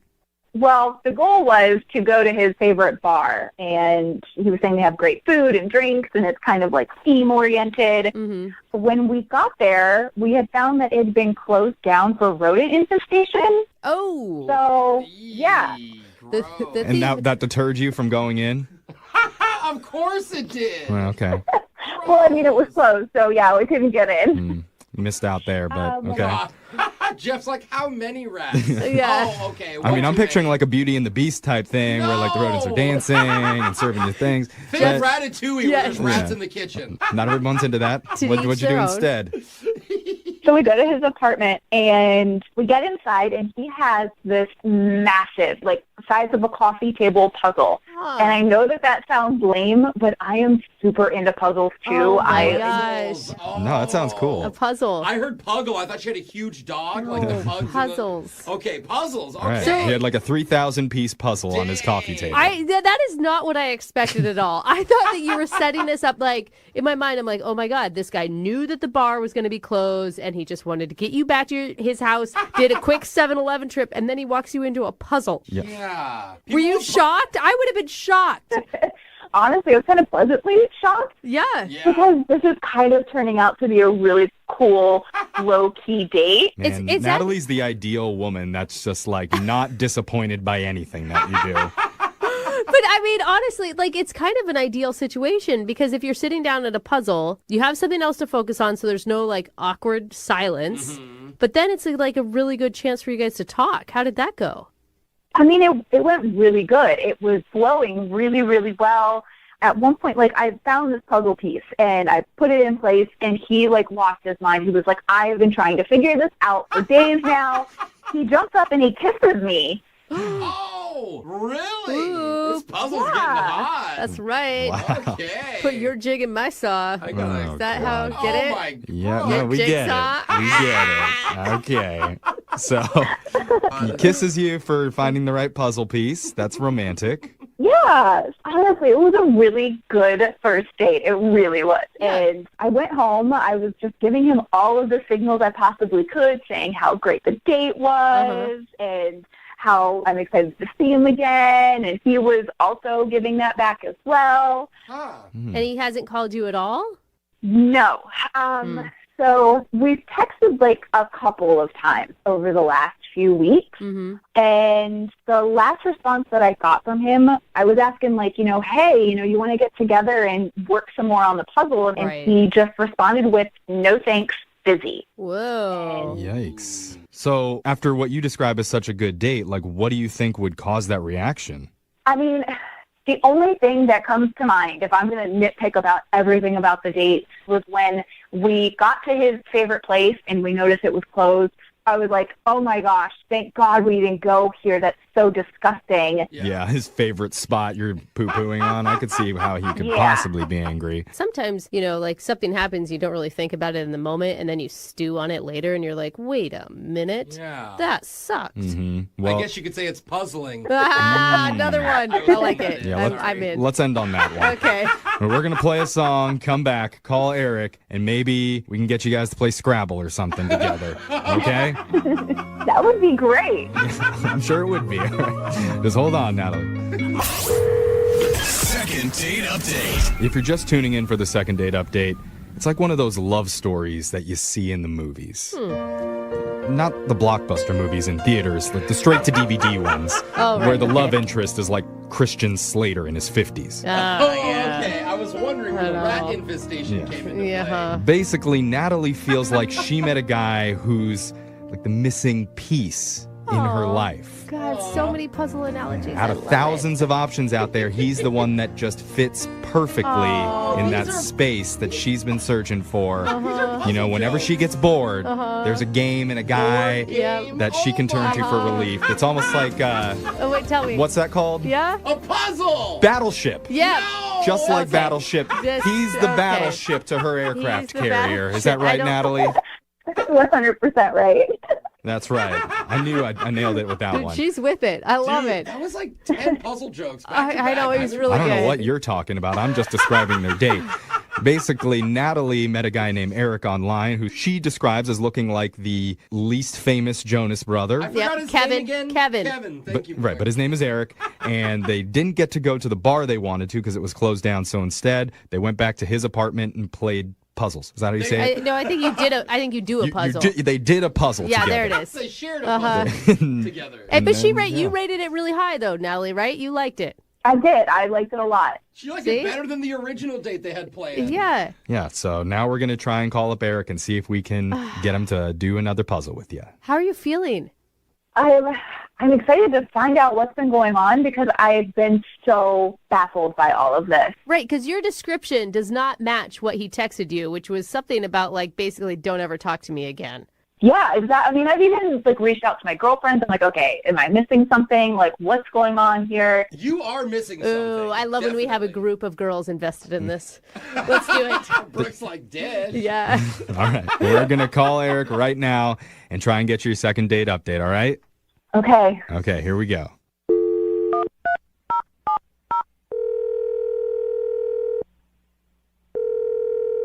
Hello? Hi, can I speak to Eric, please? This is he. Hi, Eric. How you doing? My name is Young Jeffrey. I work on the radio. Do you have a moment to speak with us? Okay. Okay. Yes. Well, we're doing something on our show called a second date update. That's where if you go out on a date with someone and afterwards they're not calling you back, they can reach out to us and we'll try and figure out the reason why. Okay. So we're calling on behalf of a girl named Natalie. Wow. So you remember going out with Natalie. She wants to know, why aren't you calling her back? She feels like she had a really good time with you. Wow. So you're calling me to find out? Okay. Yeah, we went out. It was cool. That was a question mark at the end of that? I mean, I don't know. I feel like when we talked to her, she was really excited about you. We should break down the date for you maybe piece by piece. Okay. I know you're into that stuff. Yeah, he is. So, I see. we heard that you met her online. Yeah. And that you were supposed to go to one of your favorite bars, but unfortunately it was closed down. So instead, you guys grabbed some drinks and went back to your apartment and did a puzzle together. Oh, my God. Okay, yeah. I don't know how you know all that. Well, she told But us. Yes. Yeah, I mean, that still is just weird, but yeah, okay, yeah, that's what we did. And the most shocking part to me was that you actually had a puzzle back at your place. I thought for sure you had set the whole thing up like you knew the bar was going to be closed just as an excuse to get her back to your house. No. No. Did not know the bar was going to be closed. And yeah, I love puzzles. Yeah, she said that she was really surprised, but she had a great time with you. So with all this good news, what's the reason that you're not talking to her? I mean, we did have a really good time. Yeah. I don't know how much she told you. I just told you what she told us. But we'd like you to fill in the missing pieces for us. Well, missing pieces is kind of what it's all about. Like, yeah, what are they? Well, I would like to know where they are. There are 2 pieces missing from my puzzle. Wait, what? They're not in my apartment, so that means she had to have taken them. Wait. What? Are you accusing her of stealing puzzle pieces? I mean, I don't want to just come out and accuse somebody of stealing puzzle pieces. I'm just saying we were there, we did the puzzle. I'm working on this puzzle every day. It's right in my living room. There are 2 pieces that are gone. So she's the only person who's been there. Oh. So... You sure you didn't lose them, bro? Those things fall and go under carpet? Why do you think she would take puzzle pieces? Exactly. Why would somebody take puzzle pieces? You have any idea how infuriating that is? What would be in it for her? Wait, she can see him again. I just figured it out. If she holds them for ransom, he has to call her. It's not like a guy's sweater. It's a piece of the Empire State Building or whatever he's building. What are you talking about? She would have told us that if that was her plan when we talked to her. Up. She's setting us up, too. Yeah, I don't know why somebody would do that. It's really not cool. But what if the box came without the pieces? I mean, there's a lot of other explanations, right? Like, what if, I don't know, some factory worker that put it all together was playing a prank on you from the beginning and it has nothing to do with her? No, I counted them. They were all there. See, he's serious. You counted about them? his puzzles. Did you look inside your vacuum? Because you said you vacuumed your floor. I did. Oh, you did? I believe that from a man who actually counts the puzzle pieces. That is crazy. I actually emptied out the vacuum bag and went through it for like half an hour. Nothing was in there. Guarantee you that the only explanation is that she's got them. That's maniacal if she really took this. I know. Well, I feel like maybe we should ask the accused puzzle thief herself. Absolutely. Yeah. And Eric, Natalie is actually on the other line listening and wants to talk to you. What? Natalie? Yeah, surprise. Hi, Eric. Whoa. That came in hot. Oh, my God. Hey. Are you kidding? You think that I stole 2 puzzle pieces to hold them ransom? It makes sense. I don't know about holding ransom, but I'm pretty sure that you got the pieces. You're pretty sure. You know what? I didn't take them because I have better things to do with my life than take puzzle pieces. Are you kidding me? You just instantly jump to the conclusion, oh, I can't find 2 puzzle pieces. Oh, Natalie must have taken them. I couldn't have, I don't know, misplaced them since it took you how many days to find the piece that I found in an hour? Oh, now you're coming after his puzzling skills, Eric. That's a really low blow. You saw me working. I'm good at puzzles. This is like this is what I do. Can't say that. Sure. He's the puzzle guy. Oh, yeah, sure, you're really good at puzzles. I'm not going to deny that, but maybe I'm better. Oh, that's messed up. I see what you're doing. You're just saying that so you can come back to the apartment, plant them, and then say, look, I'm better than you. Oh, see? Okay, Eric, I think you need to slow down. I don't think anybody is that competitive with puzzles that she would come back and plan them just so she could defeat you in your puzzle game. You'd be surprised. She's super sketchy. She's taking these things, I'm telling you. I don't know who's telling the truth. I don't know. Actually, I'm completely blown away that I haven't had the cops coming to knock on my door because you called them about your missing 2 pieces of your freaking puzzle. Not yet, they haven't. I definitely considered calling them, so you're lucky I didn't. Okay, you guys. Yeah. You both. Wait, So you considered calling the police, but you never considered calling me and saying, hey, Natalie, I'm a grown man, and I was wondering, did you by chance accidentally take 2 pieces of my puzzle? Eric, you liked Natalie. She liked you. You guys had a really good connection. You're blowing this way out of proportion, man. Yeah, you should put like a missing sign up in your neighborhood with pictures of the missing puzzle pieces. It might help you find it better. It's a centerpiece.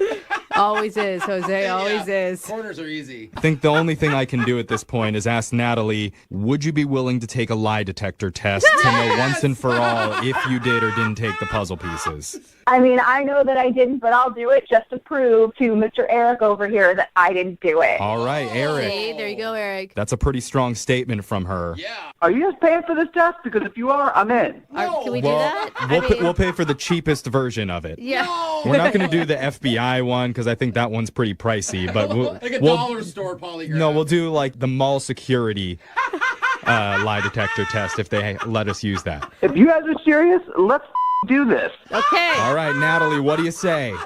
You and Eric my go to God. the mall and take a lie detector test behind Kohl's together. Dude, that is a good way to meet. And then they can buy another puzzle at the mall. Yeah. Yep.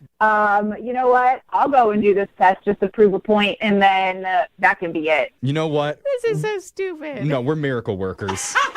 We just brought 2 people together, much like 2 pieces of a puzzle, Yeah. bringing them together. Bravo! You did it again. Actually, we're the puzzle experts, it turns out. The only thing I'm worried about is that there's still a puzzle thief on the loose, you guys. We That's- haven't caught them yet. That's true. I'm serious. Listen, if anybody out there has seen either of these 2 puzzle pieces, please let me know. We'll get right on that, Eric. Moving 92.5.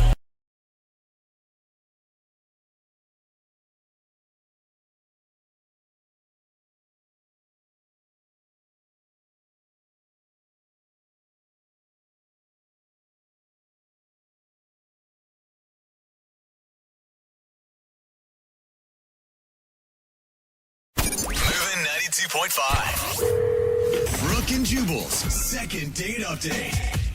The girl on the phone for today's second date update met the dude that she wants to call in one of the scariest places ever. A bookstore.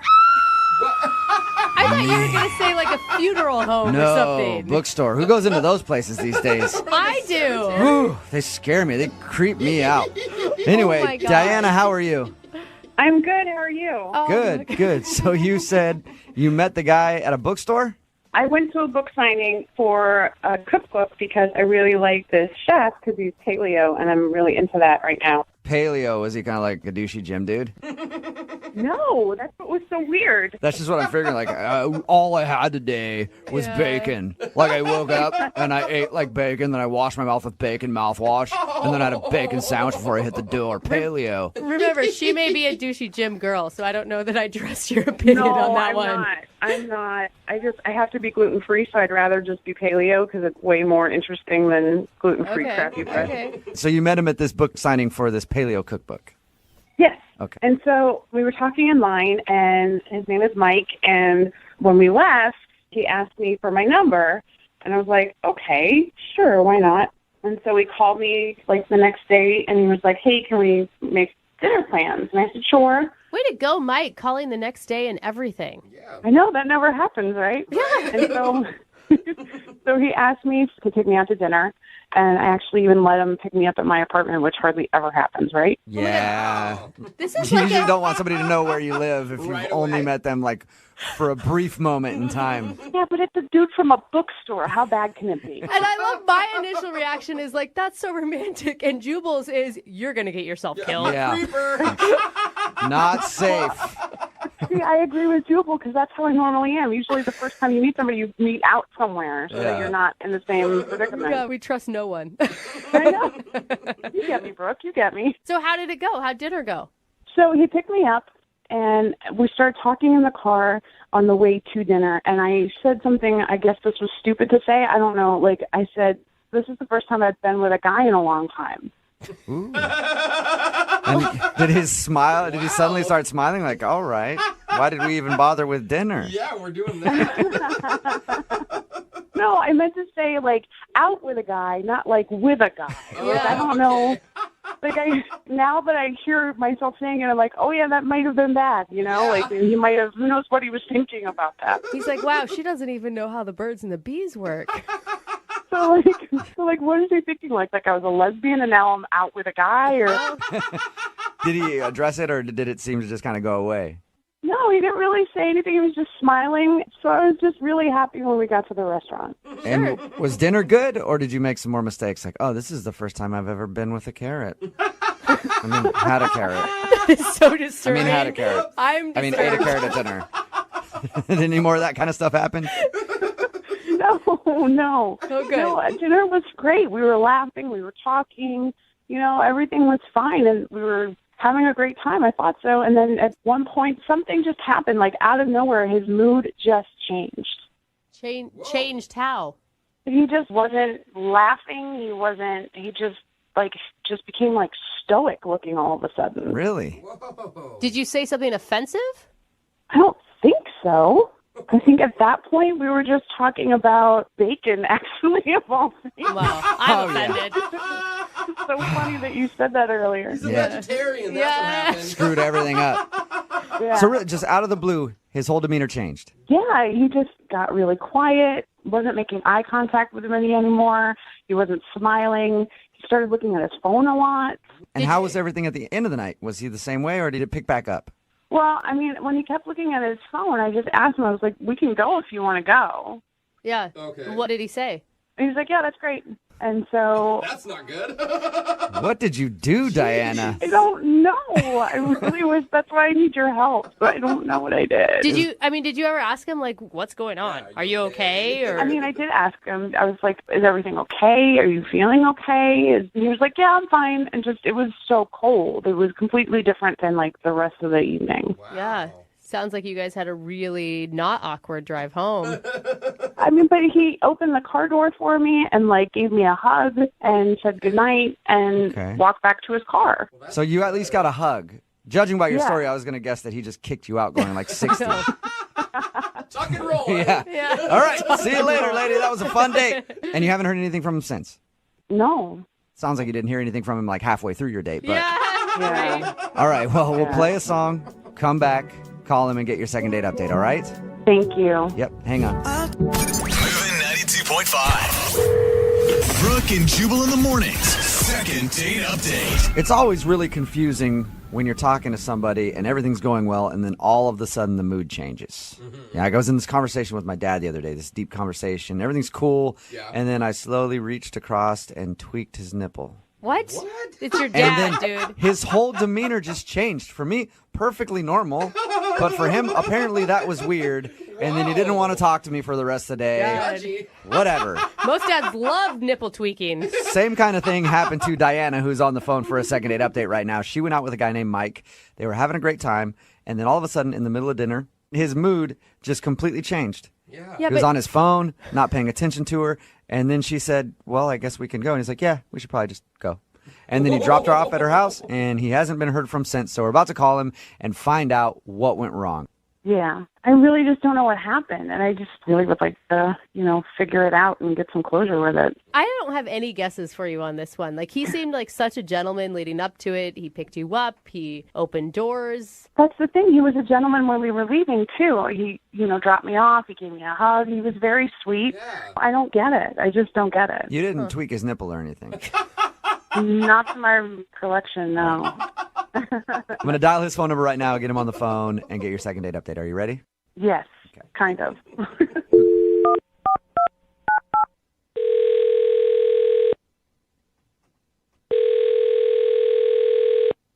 Hello?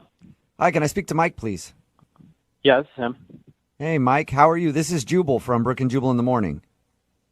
What? From the radio show? Yeah.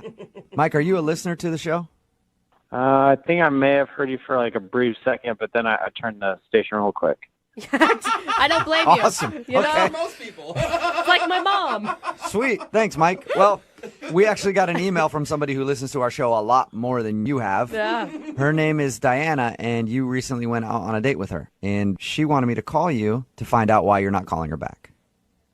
All right. That's pretty weird. Yeah. Yeah. It's a little strange, It's a Mike. segment we do on our show all the time called the second date update. If you'd listened for more than 2 seconds, you would have known that, Mike.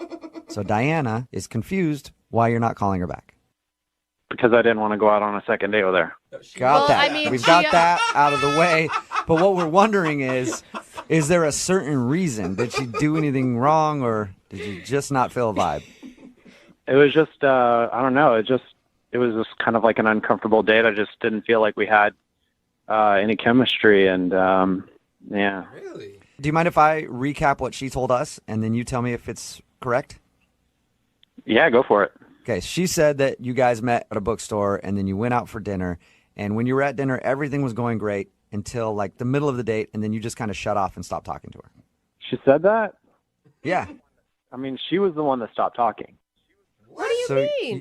She stopped talking to me. That was not what her story was at all.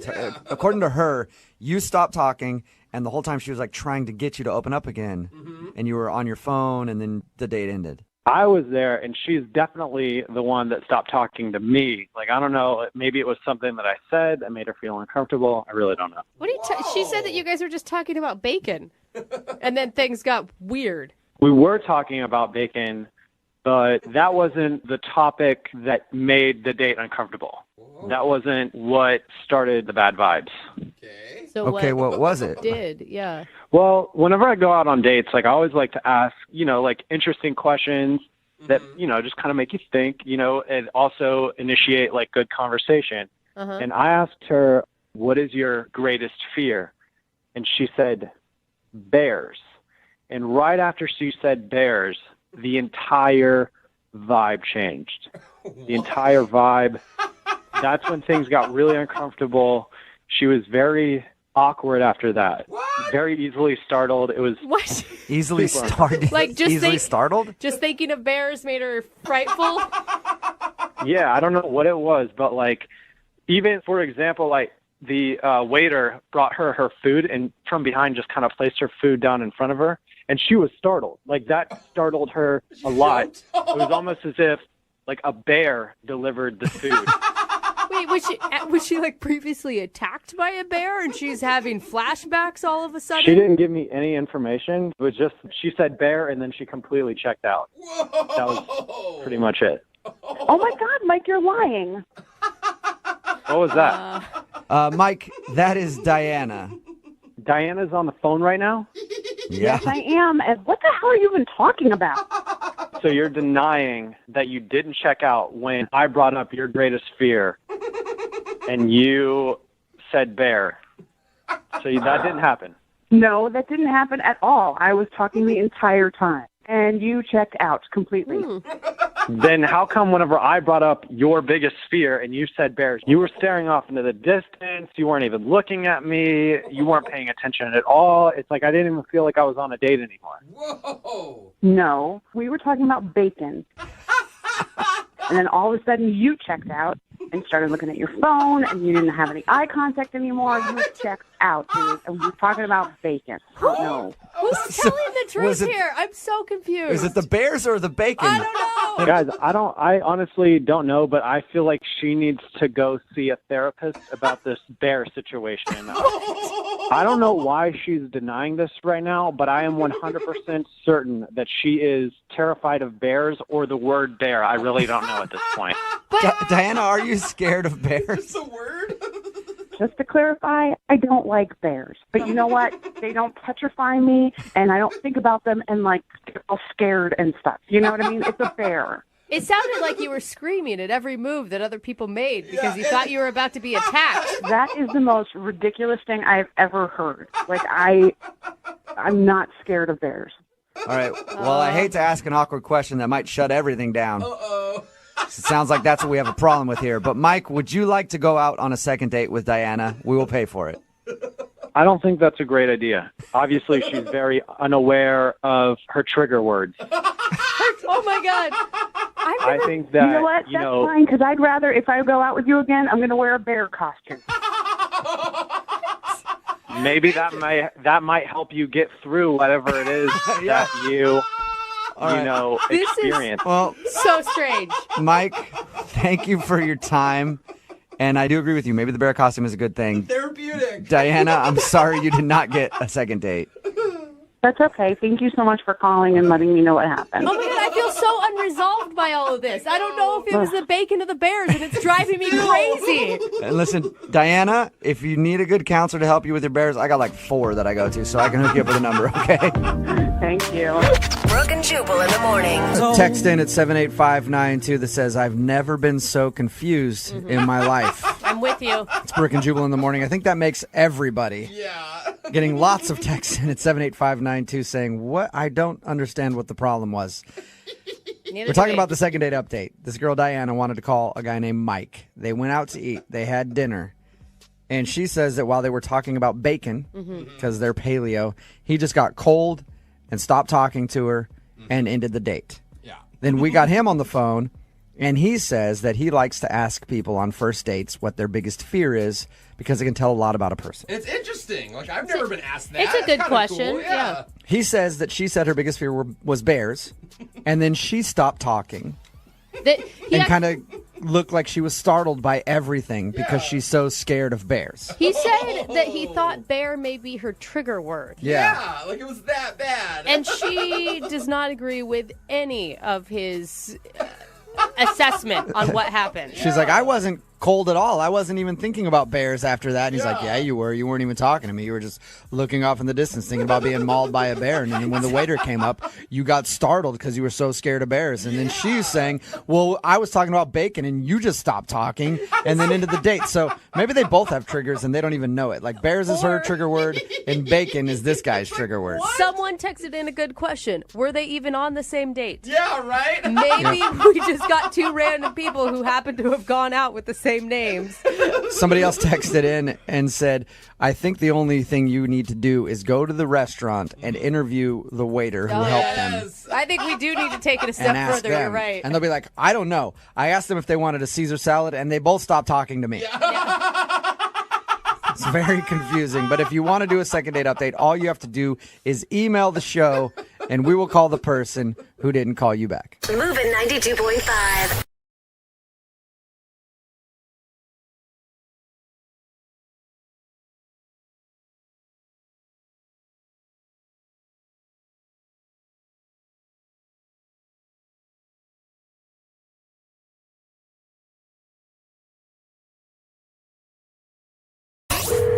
Second date update. Today's second date update is brought to you by the letter J. Okay. My name starts with J. J is for jazzy fingers. Uh-huh. J is also for jalapeno. Oh. And J is also the name of the guy who wants a second date update today. All right. So congratulations on being the letter of the day, Jay. Wow. Yeah. Is that how you spell it? Do you also love the number 3? Because that is our second sponsor. Wow, it's such an honor. I know. Well, tell us about the girl you want us to call today, Jay. I want you to call Elizabeth. Elizabeth, okay. Yeah, but it's kind of a funny story how we met, too. I actually met her while I was at my swim lesson. I take adult swim classes. Okay, usually when people say it's a funny story, it's not, but that's kind of a funny story. I'm not making fun of you, Jay. I think it's great that you're learning to swim. Thank you. Yes. I never learned, I know a lot of people take lessons when they're kids, and it's just one of those things that my folks never hooked me up with. And I'm like, well, what if I'm on a boat someday, Mm-hmm. Dude, it's fine. I don't know how to swim either. Maybe you should take lessons and meet the love of your life, like Elizabeth. There you go. What was Elizabeth's role in the swim lessons? I saw her while I was taking my lesson, and she was there with what looked like a son of hers, a small child, and she was really cute, really pretty. I don't know why it's a weird way to say it. It sounded weird. Yeah. All right. What looked to be a small child. Well, let me get to it. She was really cute, and I started talking to her. And as she was there with her son, I was just kind of joking around that his crawl stroke was better than mine. And that got a good laugh, kind of broke the ice a little bit. Yeah, it's funny because it's true. I mean, but that's a risky move, though, because if someone has a son, usually the first assumption is they're also married. And people take rings off to go swimming all the time. Right. But fortunately, after I made that joke, she clarified that it was actually her nephew. So in my mind, I was like, oh, cool. No kid, she's not taken, no ring. I was like, I think I'm in the clear here. Yeah, she's dropping a little hint towards you. Yeah. Exactly. You guys are meeting in your bathing suits already, so you know what's on the table. I mean, that's a good start to any relationship. I got nothing to hide. And then in that moment, too, I made another joke. I was like, oh, that's really good that I didn't have to lend the kid my water wing. Oh, man, you are coming with the jokes. Yeah. Oh, no. You got to watch it. You can't do too many. You're going to joke your way out of a date here. You might need to give me mouth to mouth after this. Oh, God. Okay. When did you ask her out? How'd you do it? We got talking a little more after that, and the conversation went so well, I stopped self-deprecating my swimming ability so much, and we set a date for a few days after that. We went to a really nice upscale bar. Dude, that's really cool. I mean, you met someone in real life, and they actually showed up to a date. This doesn't happen. I know. That is a miracle in and of itself. The bar is set very low for us, obviously. So how did the date go? It was fantastic. We started talking about everything, our jobs, our families a little bit. I mentioned that I also I take a karate class too, because that was another one of those classes. Are you sure you're not an 8-year-old boy? Did you have a gymboree lesson after this? No. I just there were things I always wanted to do when I was younger that I didn't have a chance to, but now I've got a little more independence. I'm a grown man. I can do whatever I want. Okay, I like it. Yeah, right? But no, honestly, that's sexy, right? Like you're doing something that you have always wanted to do and actually seeing it through. Pursue it. Yeah. That's a great way to look at it, Brooke. And then after dinner, we took a little walk around the park. And when we were there, I saw this huge group of pigeons, and it was just a majestic sight. And we both had a couple pigeons? Did you just describe pigeons as majestic? He's a child. It's fine. Absolutely. When you see hundreds of birds, they just look so cool, all huddled up there along the park, kind of looking for food. But we both had leftovers, so I was like, trust me here. And I put the food down on the bench, and all the pigeons just start swarming over to the bench. Oh, my God, that sounds like my nightmare. I don't like birds very much. I mean, I like them from afar, but, being swarmed by birds is, sounds terrible. Sounds like a lot of poop. Did she like that? We were a safe distance away, so just kind of a really cool sight to see, Okay. And I actually looked over at her, and I couldn't quite tell if she thought it was as cool of a sight as I did. Uh-huh. Maybe she was mad that I gave the leftovers away. Give me your food. So you think the mood switched when the pigeons got fed? I mean, it was good food, so. And that's why the pigeons loved it so much, clearly. End of the night, though, we hugged. I gave her a kiss on the cheek, and that was it. I tried to call her the next day for a date. I didn't hear anything back. I did see her at the pool again, but I didn't get to talk to her because I think she might have saw me and run away really fast with her nephew. So I just don't know what's going on. Other than that last moment, I thought it was a really good night, and I'm really hoping I can get another second date going. Do you think she labeled you as the weird pigeon guy that she went out with? I mean, I've been called way worse than that, so I hope not. But all right with me. All right. Well, we're going to play a song, come back, and we'll try and get you a second date update. Hopefully it goes better than your swim lessons did. All right, Jay? Awesome. Thank you. I'm drowning over here. All right. Hold on. Second date update. All right. We're going to try and make the second date update go quick because I know our listener Jay has his nap time and we don't want him to be cranky before soccer practice. Oh, man, maybe we should give him some orange slices. You know? I'm just messing around. Jay met a girl named Elizabeth while taking his adult swim lessons because he never got the chance to learn when he was growing up. And he took her out to an upscale bar. Then they walked around a park where they fed their leftovers to a majestic flock of city pigeons. Okay, well, he fed the leftovers to the pigeons. She just stood in horror. That's true. But he had a great time doing it. He did notice Elizabeth seemed a little unamused by all the pigeon feeding. So he hasn't been able to reach her ever since then. Jay, you ready to do this? I am ready, and thank you so much for helping me out with this. You know, I really enjoyed that date with her, and I really hope I didn't mess things up, you know? Okay, so if it turns out it was the pigeon issue, like you're cool going out with a girl who maybe isn't as fun as you in the bird world. I will take the woman over the pigeon. All right, just double check in. You never know. It's a bold move, Jay. Yeah. All right, well, we're going to give her a call and attempt to get your second date update, all right? Awesome, let's do it. Here we go.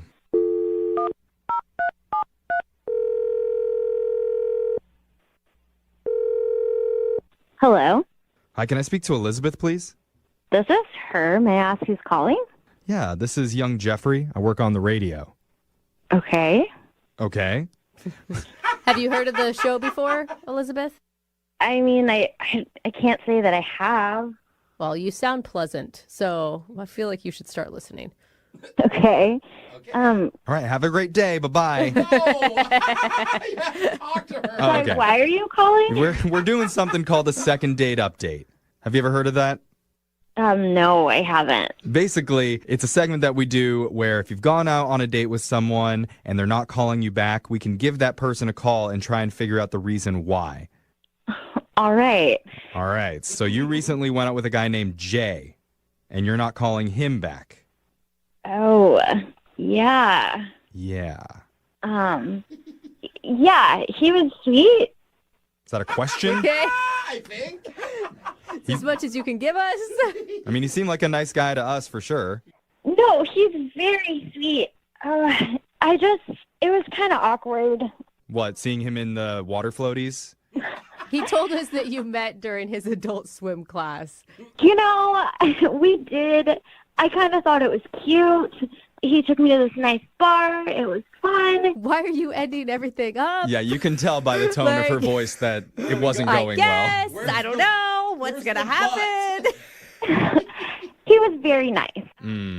That's always a brutal I statement. mean, because about it a guy. usually means that you're not attracted to him, but you saw him in his swimsuit. I mean, he asked you out half naked and you were cool then. Like, what turned you off? So I go to the bathroom at the bar, and he's talking to this woman, like this older woman, and she's kind of tussling his hair and like fixing his collar. It was kind of weird. I took note, but okay, whatever. Random. So I go up to him after they finish a little conversation, pretend like I don't see anything, and then at one point something happens and he tells me he needs to text his friend, and so he sends a little text message out into the universe, and who gets it but the woman sitting at the end of the bar. Wait, What? wait, hold up. So he's texting another girl? Well, not a girl, a woman, a woman. So wait, did you ask? I mean, that could just be coincidence, right? That this woman got, I mean, maybe not. Your intuition is probably right, but Yeah. wait, who do you think she is? Well, at first I thought she was just older lady hitting on him. And then after the text message, I looked a little closer.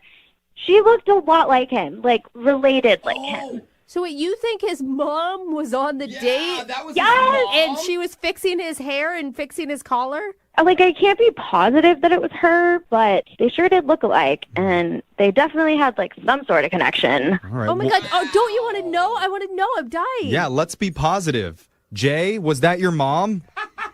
What? Jay's on the other line. He's been listening during this whole conversation. Okay. Jay? Okay. Yeah, I'm here. Hi, Elizabeth. Okay. Hi. Okay. Cool. Oh, God. I'm so embarrassed. Oh, jeez. Elizabeth, ask him. Ask him who the woman was. Was that your mom? Yeah, that was You brought your mom on our date. Look, I can explain, okay? Please do. I did not invite her, okay? It was not my fault. So I have a good relationship with my mom, you know? Clearly. Very close. Okay, so I asked her for a place to go. She actually recommended the restaurant, and Great. I said, cool, thank you so much. Didn't think anything of it. But then she surprised me by showing up at the bar. I didn't tell her to do that. Wow, really? Oh, man. I don't know, man. Do you believe him, Elizabeth? I mean, the kid takes karate classes. I don't know. No, you're like in Adult Swim and you take karate and your mom's on your date with you. What is going on, Jay? It's like a total mama's boy? She just showed up. I didn't tell her to go. In fact, when I was texting her, I had already told her to please leave. You're like, Mom, don't come until 8 o'clock. Then you can pick me up. This is embarrassing. Oh, Jay. I didn't think you noticed that she was there. I'm so sorry. Oh, God, I'm so embarrassed. Did she stick around through the whole date? Yes, she did. Oh, man. But, okay, wait, listen, though. Elizabeth, to his credit, his mom's actions are not within his control, okay? And he obviously left and went on a walk because he wanted to get away from the woman who was probably following you on a trail somewhere. But, you know, that's also not his fault. She's dressed as one of the pigeons. I mean, I thought the romantic walk would be nice, but I also, yes, like part of the plan was I figured my mother wouldn't literally go chasing us down on a private walk. So I'm so sorry, but if we go on a second date, I promise you, I am bringing you flowers, and I am making sure my mother does not know anything about this plan. It'll just be me and you. That is not what I wanted for you to experience. I'm so sorry about that. Right. I mean, that was just like a lot. But listen, you got a guy here who is very confident. I mean, admits to Adult Swim lessons, knows how to have a good relationship with his mom, and is already setting boundaries with her. So that is a good sign, right? Sure. Yeah, and on the bright side, you and Jay's mom could chat poolside while him and your nephew take the lessons together. It could be a bonding experience for everyone. I love it. You guys get like lunches. You know, I'm not really sure if that's like a positive for me. I promise you, if we go out again, I'm going to pull out all the stops for you. We can do whatever you want. You can even, I have a guest pass. You can come to my karate class, you know. Oh, fun. Oh, Now that's an offer. look at that. Great. What do you say, Elizabeth? Oh, come on. Why don't you go out with Jay again? We'll pay for another date. Yeah. We'll pay for the karate class in case the guest pass doesn't work. Hey. I guess. Sure. Why not? Really? Awesome. Oh, that's so She's cute. gonna be a yellow belt in no time. Oh, my goodness. Wait, sorry. I don't know. I'm changing my mind. Oh. No, we just. That was Elizabeth. almost a yes. What do you mean you're changing your mind? I mean, I don't know. I just kind of started like thinking about it, and then just the whole karate outfits thing, and that's not really like where I want my dates to be going. Cancel the karate. We can do anything else, I promise. Yeah, you guys can do T-ball instead. You guys aren't helping, okay? I don't know what to say. It'll be an adult thing, you know? Yeah. Elizabeth, do you want to do adult stuff with Jay? We'll pay for it. That sounds really Whatever. Go out with him one more time. I'm okay. I'm good. Oh. So that's a no? No. Oh. I'm sorry, but like, Jay, maybe you can tell your mom that she can help you find somebody else? I love my mom, but I'm not asking her for any help at this time. All right, Jay. Well, I'm sorry we couldn't get you a second date update, but we're going to open up the text board right now. Text in 78592. If there's a lady out there looking for a guy who's really into karate and takes Adult Swim, we found your unicorn. Jay is here for you. Moving 92.5.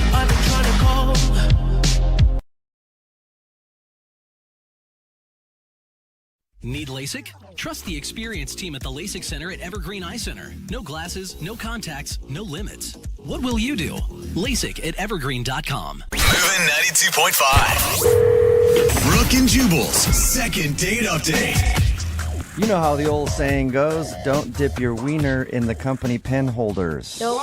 Nobody puts wiener in that saying. Don't give your wiener to a coworker. No, it's don't dip your pen in the company In the ink. company... Wiener. Oh, ink. That's weird. I'm the weird one. Am I saying it wrong? I don't know. Anyway, Julian is on the phone today for a second date update. His email said that he met the girl who he wants to call today at work. So I'm guessing it's a coworker or something. Julian, how you doing? I'm good. How are you guys? Good. So you're trying to dip your wiener in the pen ink, Oh, right, enough. right? Is that what this is about? No, it's not at all. Okay. Thank God, Tell us a Julian. little bit about the girl that you want to call today. She's a coworker? Well, she's not a coworker. She came in purchasing supplies at the office that I work at. So I guess she's kind of a client coworker. Nice. Okay. Seal the deal there. Customer. So did you ask her out while she came in to deal with, like... Well, no, because I think that's unprofessional. Basically what happened is she came in and she was working with me, or I was working for her, however you want to say it. I didn't want to cross the line, I guess. And then she ended up coming back because she hadn't got her parking ticket validated in the lot. And then you validated it with your wiener. Oh, my God. Enough with Am the I wiener. right? Or am I right? No. I validated it and then had a nice conversation with her when I walked her out to the lot. Okay, well, where's the wiener come into this thing? I haven't heard anything about a wiener yet. No, there was no wiener involved in the validation. Anyways, I asked her if she would like to get dinner on Friday night, and she said she would, and I got her number, and I called her, and we went to dinner. What's her name, by the way? Christina. Christina, and how was dinner with Christina? Dinner was good. I mean, I feel like we had a lot of chemistry, and I like veal, and not everybody likes veal. And she wanted the veal, too, so we ended up ordering the same thing, which I thought was kind of a cool thing, and dinner went good. You guys both ordered veal. In other words, you're both fans of slaughtering baby calves. I like that about both of you. Seems nice. That's not what I think about when I'm eating veal. I like the way veal tastes. I'm not worrying about the process. Oh, that's why I like it. I picture the whole thing go on while I'm eating veal. Not why I like it. Not why I like it at all. Actually, you're making me like it a lot less by giving me that story. So if dinner went well and everything else, why do you think she's not calling you back? You know, I don't know. I mean, there were a couple things. Now I'm trying to run the night through my head and like, did I do something wrong? Did I have, my fly open or my food in my face or how I ate? There's the fly open. There's the wiener. The wiener. I knew it. I could tell just talking to you that you're a wiener guy. I knew it. Yeah, you're right. How did you figure me out? Oh, my God. But realistically, the only things that I think that could have possibly not gone well, I did have to take a work call, which I don't like to have to take work calls if I'm on a date, but I was expecting a client to call, so I had to walk away. Did you tell her at the beginning of the night that was going to happen? I did not tell her that I was expecting a call, but when I got back, I said, hey, this was an important job call. I had to take it. Well, did you leave her stranded by herself for like a half an hour while you were on some conference call or something? Well, no, I stayed at the table for a minute and then walked away, but it was no more than 15 minutes long. I mean, and she had an appetizer and some wine, so... Okay, so it wasn't... I have a hard time thinking that would be the reason not to call you back if you're like, hey, sorry, it's an important work call. Yeah, me too. And then the only other thing, I'll be honest with you, I'm not going to say the restaurant, but veal is a particular type of food, and if you like veal, you like veal. But I thought that it was okay, and I kind of was like, oh, how's your veal? And she's like, oh, it's great, blah, blah, blah. And I was like, oh, she's asked me, and I was like, it's all right, it's okay. And maybe, I don't know, maybe she thought I was being hypercritical or a snob about the food, but I wasn't. I was just giving my honest opinion. Honestly, I think both would be a red flag for me. Like, obviously, if a guy's taking a call in the middle of a Friday night date, he's going to be putting work in front of me our entire relationship. Wow. I mean, How girls think. I'm just saying, like. Wait. But first off, you have to understand, she's in the same business. She knows that I'm in sales. Yeah, but she wasn't taking a call during the dinner. Because she's a buyer, she's not a seller. She's not as important as I am. I see. My bad. So how did? No, she understands that sales, there are other time zones, there's other people that are working at different hours, where when you're buying, you're not as, I don't want to say in demand, but sometimes you have to answer the phone when you're selling, because if you don't, you lose out on sale, then you lose out on money, and then you can't afford the dinner. I think a red flag would be taking your wiener out at the dinner table, like you said you did earlier. Okay, for the record, I didn't take out my wiener for any portion of the date, not during dinner or after or anything. All right. So when we call her and ask why she's not calling you back, she's not going to say that, I'm sure. All right. How did everything end with her? You know, I kind of went in for a kiss, and I kind of got more of a handshake, hug kind of thing. But it was a first date, so. Was it awkward? I don't think it was awkward. It was. It wasn't like I was like an inch from her lips and she, stuck her hand to me. It was, I was kind of coming in kind of to like hug, kiss, and she kind of put her hand up a little bit. So it was. That's all. So she shut you down. No, it wasn't a shutdown. It was just. That wasn't a shutdown. Sure sounds like a shutdown to me. If you go for a kiss and you get a handshake. Hand to the face. Have you heard anything from her since your date? No, I called her once and I've texted her 3 times. Okay. Well, we'll play a song, come back, call her, and get your second date update, all right? Okay, great. Thanks. Okay, hang on. Moving 92.5. Brooke and Jubal in the mornings. Second date update. Julian is on the phone with us, and today he wants to call a girl named Christina.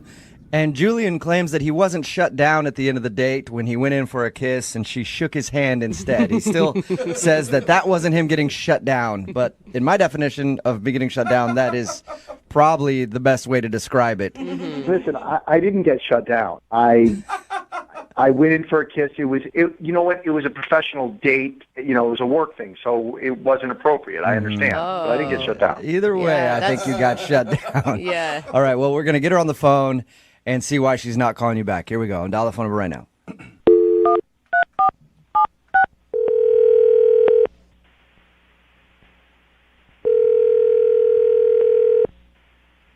Hello? Hi, can I speak to Christina, please? Yeah, this is she. Christina, how are you? This is Jubal from Brooke and Jubal in the morning. Who is this? Jubal from Brooke and Jubal in the morning, the radio show. Okay. Why are you calling me? What is this? I'm calling you because one of our listeners asked if I could get you on the phone to ask you a few questions. Okay, that's really weird. It's a segment we do on our show called the Second Date Update. So you recently went out on a date with a dude named Julian. Okay. And Julian emailed us and said that you haven't been responding to any of his text messages or phone calls.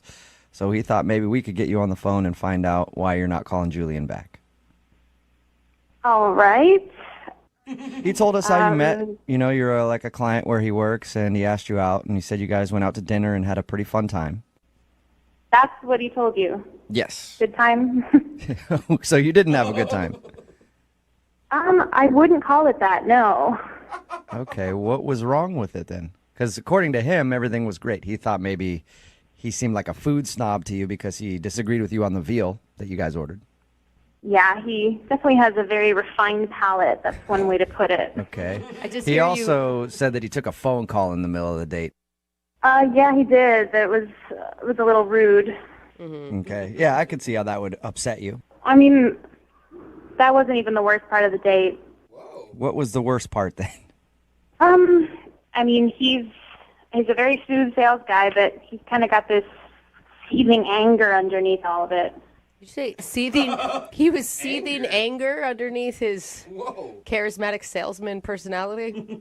I mean, yeah, that's literally the best adjective I can pick to describe it, seething anger. What happened? Because when he described the date to us, he didn't say anything about anger or being pissed off or anything. He's a very, very picky person and a very shallow person and quite rude, actually. What did he do? I mean, for example, he was super picky about the wine. I ordered red wine, and it was brought to me, I guess, in a white wine glass, and he got extremely upset, and he turned it away and made them bring it back. Oh, Is he okay. one of those a-holes at the restaurant that, like, acts like he owns the place when he's somewhere and that nothing's good enough for him? Yeah, that's pretty much exactly. Like, he went to the bathroom, and when he came back, he was in this huge huff, and he said, there's no more f***ing paper towels in the bathroom. This is a fancy restaurant and an establishment, and people should be refilling these paper towels. And he was going on and on about this tiny insignificant thing that... How dare they? Oh, my gosh. It is I annoying know. when they don't have paper towels. I will say that. But I don't know if I'd ever get that pissed off about it. It's not angry. It's annoying. It happens. Yeah. The absolute worst part of the entire night, that paper towel thing wasn't even it. I mean, he completely dressed down the waiter and just disrespected him when we were leaving. And as he's leaving, he says, I paid $40 for a piece of veal I wouldn't feed to my dead grandmother. And he goes on and he says, oh, you're lucky I don't come back and burn this place down to the ground. And I was like... Did I hear you correctly? He threatened to burn the place down? He did. He threatened to burn it to the ground. He said that to the waiter? I'm 100% serious. That was the comment of the night. I've complained to restaurants before, but I've never threatened to burn them down. Kill everyone Yeah, here. I will destroy this place. Did he realize what he was saying, or did he act like this is just normal banter at a restaurant? No, he knew exactly what he was saying. When we were leaving the restaurant, he turned to me, and then his attitude completely changed, and he made it sound like I had been suffering, and I was the victim, and that everything was absolutely horrible, and... it was things I didn't really care. It was so insignificant. In his mind, he must have been standing up for you. Yeah, I really want him to stand up for me and burn down the restaurant we were eating at. Some girls would be thankful for that. Some girls would be like, what a man. Chivalry is Yes, he's a true gentleman. He threatened to burn down a restaurant in my honor. I know, it was really ridiculous. So, I said goodnight, and I'm going to leave it at that. That's understandable, Yeah, I guess. I'd want to get out of there as soon as possible. Threats of arson on a first date usually aren't a good thing. I don't want to talk to that ass ever again. Well, that's a shame because he's actually on the other line listening and wants to talk to you. Are you serious? Yes, I am. Hey, Christina, I wasn't angry. I was standing up for you. I was standing up for having good service at a restaurant. I mean, I work hard for my money. And you know what? The service sucked and the food sucked and there was no paper towels. What kind of place doesn't have paper towels? You have to wash your hands to go eat and they don't want you to dry your hands. I mean, right? I'm not going to not wash my hands. If I looked, I saw there was no paper towels, and now I'm like, I'm going to wipe it on my pants, and I'm going to walk out. It's going to look like my pants are wet. So I couldn't even impress you with that. I was like, I wasn't angry. I was being chivalry. I mean, I was defending you. You threatened to burn the place down. I mean, how is that chivalrous? That's just threatening. Okay. I think I shouldn't have said that. That was me getting frustrated because I was like, okay, the paper towels is one thing. The wine was another thing. The appetizer is another thing. The veal was another thing. I got so frustrated. You gotta stop talking. I've heard this already. I heard it at the restaurant. I'm hearing it again. You're just repeating yourself. If you keep focusing on little insignificant things and being a rude ass to everybody, I don't know how women can stand to go on a date with you. It's no wonder you've been divorced twice.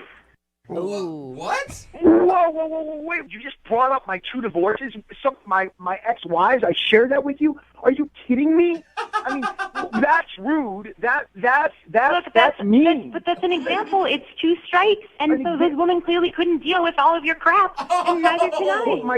My crap, because I want good customer service, because I'm at a restaurant and I want good customer service. You can be a decent human being and be respectful about it. You weren't respectful. You just brought up my ex-wife. This isn't about you. This is about people in the service industry. You don't have to threaten people. You know what? I'm in the sales industry. You know what? I take care of customers. They need to take care of customers. You should know this. I mean, we're in this industry. Look, I don't even know what to say. I've stated my case. I don't know. In the service industry, sometimes you have to put your foot down to get some respect. So I was doing that with the waiter and the restaurant. And you know what? I think you need to show me a little respect because you know what? I was defending you. I think so too. That's why I'd like to ask Christina, would you like to go on a second date with Julian? Holy crap. We will pay for it. Hell no, no, I don't. You answered so quickly there. Yeah, Not if it's he's so going to weird. talk to me like that. No way. Julian, Are you're you sure? I mean, I could find you guys a great restaurant that Julian could burn down. I'm going to pass on that. You know what? If you want to settle for mediocre service, then you know what? Go date some schlep who will take you to the drive-thru. I want to go to a 4-star restaurant where they treat you like a customer. We're right. We are supposed to get this stuff. Come on. I mean, really. Think You know about what? You know what? You've pushed the envelope so far. I was fine just not going another date with you, but you know what? I really don't want to do business with someone who has ethics like you. Oh, now you're taking personal and you're putting it in business, really? I'm going to tell the people I work with, my company will not be doing business with your company anymore. Are you kidding me? Based on a date? You know, it wasn't a date. It was your f***ing attitude that did it. I'm done with this conversation. Goodbye. Wow. Oh, my God. Julian, Whoa, what just happened? you didn't get a second date, and I think you might be losing your job soon, too, over this. Because I want customer service? Well, I think it's because you don't threatened to burn the respect place people. down. Yeah, you're a total douchebag about it. I apologize for the burning the place down. I mean, that was, it was one bad thing after another, and it pushed me beyond. But I mean, the rest of the stuff was all customer service. No paper towels, slow service, bad food, wrong glasses. We know the list, man. Brooke and Jubal in the morning. Text in at 78592 says, I like how his whole attitude changed when she said she didn't want to do business with him anymore. We're talking about today's second date update. If you missed it, Stu Julian wanted to call Christina. They actually work together. Their companies do. And he went out with Christina. She said she wasn't calling him back because he got a little aggressive the whole night. He was very picky about the wine, angry that they were out of paper towels in the bathroom, which I support him for completely. He even screamed at a waiter because he said he paid $40 for veal that he wouldn't feed to his dead grandma. Gosh, that says a lot because I feed a lot of veal to my dead I grandma. know. And the thing about dead grandmas, they don't complain very much. No, they just kind of eat the veal. I know. That says a lot. God. Anyway, he also threatened to come back to the restaurant and burn it to the ground. He was so mad. He sounds like a really reasonable guy, you guys. Real level-headed. Yeah. Who wouldn't want to date this guy? Yes, there's no red flags there. What's her problem? He claimed that his behavior was just defending Christina, saying that she deserved a good 4-star meal. He was going to burn the place down in her honor, I guess. What a prince. I mean, Anyway. there's romance written right there. I think there's a movie that goes like that. Said no to a second date. And she also said that her company won't do business with him anymore. Yeah. Well, looks like that's a company that's about to get burned to the ground. So hopefully they have some So messed up. insurance. Remember, if you want to do a second date update, just email the show. We will call the person who didn't call you back. Moving 92.5.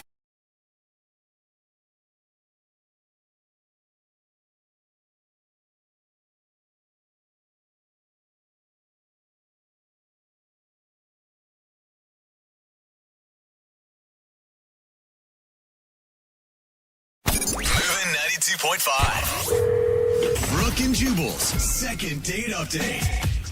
The woman on the phone to do a second date update today officially has an idea for the craziest second date I've ever heard. Really? What? And that's all she wants from the dude that she wants to call is one more date. Really? Okay. That's it. Wow. Her name is Virginia. What's up, Virginia? How are you?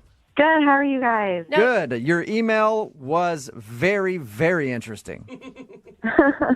Yeah. I can't tell if you're doing like good crazy or bad crazy right now. Me too. I mean, I know it sounds crazy, but I know what I want.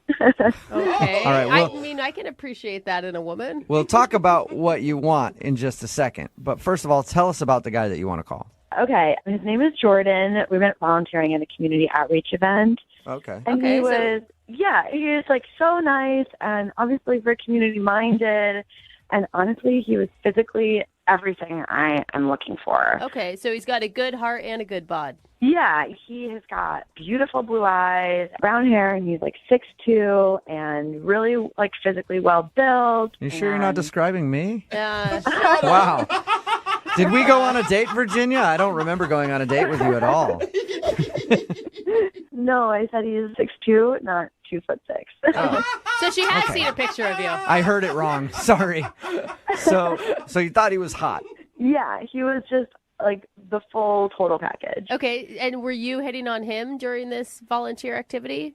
I would say it was like pretty mutual, and I asked him to go out for coffee. Awesome. And we were talking for like 30 or 40 minutes. I would say, we're getting to know each other. All about his family, comes from a great family. All like the first date small talk was awesome. Yeah, and like all the things he's saying about himself are like all the boxes you want checked, it sounds like. Yeah, truly, like he checked every single one of my necessary boxes. Wow. And I realized pretty quickly that like he's exactly the guy I've been looking for, just not to date.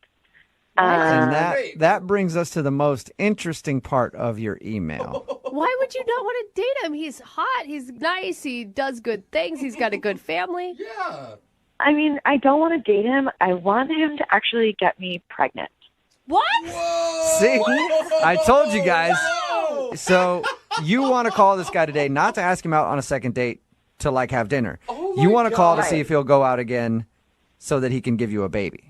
Yeah, pretty much. Like, I've been looking to have a baby for a really long time, and, all of my friends have babies, and I'm ready to be a mom, and I'm just not really looking for the relationship. You can't just ask someone to get you pregnant. Why not? It's true. I mean, you can ask him to do whatever you want. All he has to say is no. And I will say commendable for asking. Instead of, I mean, there's other ways women can get pregnant without anybody ever knowing, Yeah, and some girls ask for weirder things. I'm just saying. I don't know about that. I had one girl ask if I could open her door sometimes. Oh. It would have been way easier with the pregnancy thing. Yeah, so she was a weird girl, though. You don't want to maybe date him and see if it leads to love and marriage and then eventually babies? No, I just don't. I'm not interested. And, I've done my research. I thought about this, and I just feel like this is the right thing to do. Like, I have gone on a lot of dates with guys that I thought could be the one, and they never were, and relationships are messy, and I'm ready for the mess of a baby, not the mess of a relationship. And I just really need your guys' help to help me facilitate it. Okay, so did you tell him on your first date? Did you tell him on your first date that you wanted this from him? No, I didn't. Okay, because I was going to say that's probably the reason he's not calling you back. Yeah, I mean, well, that's kind of where I need your guys' help because, I've left him a couple messages, I've called him, I've texted him, so I can tell him about this. And he's kind of ghosting me, and I'm now kind of at the point where I'm like, okay, you are the one, you're it. Okay, can I ask you, I mean, you want a baby. It sounds like you've done your due diligence in making sure that that's really where you want to be in your life. Mm-hmm. Why not go through a sperm bank and do like the doctor route? Well, I found doing all of that it is so expensive. And I have a lot of money saved up for when the baby is actually here. I just feel like, why should I pay, hundreds of thousands of dollars to try to get pregnant when I can do it for free? Yeah, and this way is a lot more fun than the doctor route. Yeah, and I think he's getting a pretty good deal. He doesn't have to be involved. I don't need his help. I don't need a relationship. What? Yeah, but there's no way. I mean, it's hard for me to believe that any guy is going to believe you when you say that. Yeah. I will draw up some paperwork. My mom's a lawyer. I can have her draft up something that will just say he doesn't have to be involved. He doesn't want to, and there you go. I feel like that's the best possible option. You know what I mean? He's getting off pretty much scotch-free. He has a couple of good nights until it's a done deal. And then, if he wants to be involved, he can, but I don't need him to be. It could take you like a year or more to get pregnant, right? Yeah, but, that's a risk I'm willing to take. And plus you said that he's really hot, so I'm sure you don't have a problem. Like, man, I hope this takes like 2 years. I mean, I really hope it doesn't take 2 years. But honestly, what guy does not like some friends with benefits? Yeah. And he's single, right? Yeah. Okay. Well, we'll play a song, come back, call him, and see if we can get a second date update for you so you can get pregnant. Cool. Thanks, guys. Never thought I'd say something like that. We'll do it right after this. Hold on. Moving 92.5. Brooke and Jubal in the mornings. Second date update. If you're just joining us for today's second date update, Virginia is on the phone, and Virginia wants to call a guy named Jordan. And who is Jordan? That's right. Jordan might be Virginia's baby daddy someday because she doesn't really want a second date in the traditional meaning of a second date. She wants Jordan to get her pregnant. We talked to her just a second ago. They met at a community outreach thing. They went and had some coffee, and according to her, he was everything that she ever wanted in a man. But she doesn't want a relationship with him. She literally just wants him to get her pregnant. So we're about to call him, find out why he's not calling her back, and then, Virginia, I think I'm going to let you ask him that question, okay? Okay, sounds good. All right, well, I'm going to dial his phone number right now and get ready to blow his mind, okay? Oh, my gosh. Let's do it. All right. Good luck to you, Virginia.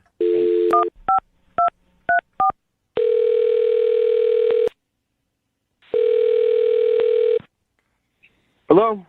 Hey, is Jordan there? Speaking. Jordan, how are you, man? This is Jubal from Brooke and Jubal in the Morning.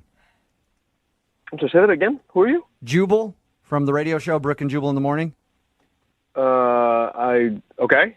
It's a radio program. You can hear it on the radio in the morning. Great. Cool. Glad we got that out of the way. Is there a reason that you're calling me? You went out on a date with a girl named Virginia a little while ago. Or should I say you had coffee with a girl named Virginia? Yes. Okay. Well, Virginia liked you a lot. Okay. And so she emailed us because she wanted to see if we could get you on the phone since you aren't answering any of her phone calls or text messages. It's a segment we do on our show called the Second Date Update. That's exactly what it is. If somebody gets blown off, they enlist our help to get you on the phone and find out why. So is there a reason that you don't want to go out with Virginia again? This is very confusing and very odd, and I don't know if I should be telling you guys anything because I think this is personal. No? Yeah, you haven't heard confusing or odd yet. Man, trust me. What do you mean by that? Don't worry about it. I know that this can be a very strange thing to do, but is there a reason that you're not calling Virginia back? She liked you a lot, like a lot. Truthfully? Yeah? She's really, really lovely and really nice, and it's just not someone I felt like was a really perfect match. You know what I mean? And I don't know, maybe it's me. I am seeing a few other women right now, and I'm not really looking for anything serious. Okay. Okay. You sound like a catch the way she described you. I don't know about that, but I'm sure I'm sure she's not going to have a problem finding a guy. But she's really, when I say she's lovely, she really is. She's really pretty, it was a chemistry issue. I don't know what it was, but I think I'm weird like that, to be honest. But I feel bad about it because I know she's called a few times and I haven't called her back. I will admit that. I think I'm just really picky. And unfortunately, I frustrated, I think, many women that way. Yeah, but it's like, you went on one coffee date. How can you really tell? It's nothing against her, but I just felt this stronger connection with these other women that I'm seeing. So it's nothing to do with her, really, at the end of the day. So that's it, huh? Yeah. I don't know if there's supposed to be something else. Not really, no. It's just we do these second date updates a lot, and usually somebody's weird on a date or something. It's just kind of boring. You're kind of boring me, Jordan, is what I'm saying. Well, I don't. I'm not. I think I'm a nice guy, so I'm not gonna. I'm not out to take advantage of people that way. And good. Yeah, like what Jubal said, boring, rational, logical. I do feel bad about not calling her, but I don't see a future there. I'm just not interested in going further. Yeah. What if I told you that she doesn't see much of a future either? What? Well, actually, you know what? I feel better letting her explain this part. Okay, so you want to have her call me, or? No, she's actually on the other line listening and wants to talk to you. But she's on the phone right now, or she's on the line? Yeah, she's on the phone listening. Would like to talk to you. Yeah, hi. Hi. This is How are you? I'm a little confused. Yeah, I'm sorry if I said anything that was hurtful to you. I certainly don't want you to feel bad about, I don't feel bad at all. Like, I agree with you. I don't see a future for us either, actually. Okay. I guess I was presuming. So what are you talking about then? Because I don't know why all these people called me. Can you? Yeah, so I, wanted to talk to you about something. I was just wondering, if we could maybe get together. I have, a pretty important question to ask you. And yeah, I was just wondering if you'd be willing to do that. I don't know. I think that sounds a little bit like a date, right? And I thought both of us really aren't interested in that. Okay, fine. You know what? So I have something to ask you, and it's going to sound a little crazy and a little bit weird, but I just want to get it out there. I am wondering if you would get me pregnant. I'm sorry, say that one more time. What did you just say? Yeah, I mean, this actually might work out perfectly because we don't have to see each other. We don't have to have a relationship. I just think you check all the boxes for what I want, and I just was wondering if you would get me pregnant. It's a pretty good deal for you. Wow. Oh my gosh. I mean, I think we skipped a couple steps. No? I mean, you don't have to be involved. I don't need any monetary support from you. Is this serious? Are you being serious, or is this like some prank or something? Are you serious? No, I'm dead serious. This is not a prank. This is my real life here. Oh my god. Something I really want. And I've gone out with so many different guys, and you were amazing and perfect, and I would be honored if you said yes.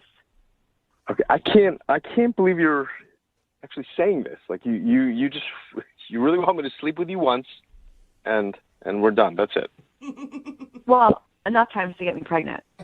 That could be a lot of times. Jordan, she's 100% serious too. This is not a joke, man. This is so weird. Yeah, this is really weird. I don't know this. I don't really know how to answer this. And this is a huge question. It's a big deal. Have you ever thought about having kids or being a sperm donor before? I've never thought about kids in any way at all. So this is really weird. That's a bigger question. Yeah. You don't have to worry about it. I am the one that will be taking care of it. You don't even have to be in the picture after it's done. Just do what you do best. Do what you do best. That's a big vote of confidence for you, Jordan. Yeah. Is that what you do best? I have no comment on that. Oh my god, there'd be so much pressure going into the bedroom before this. It's like a business deal, but with your clothes off. Yeah. I'm pretty sure I'm guaranteed to panic in that situation right now. We'll just treat it like a normal date, and you have a guaranteed good time. It will not feel like a business deal.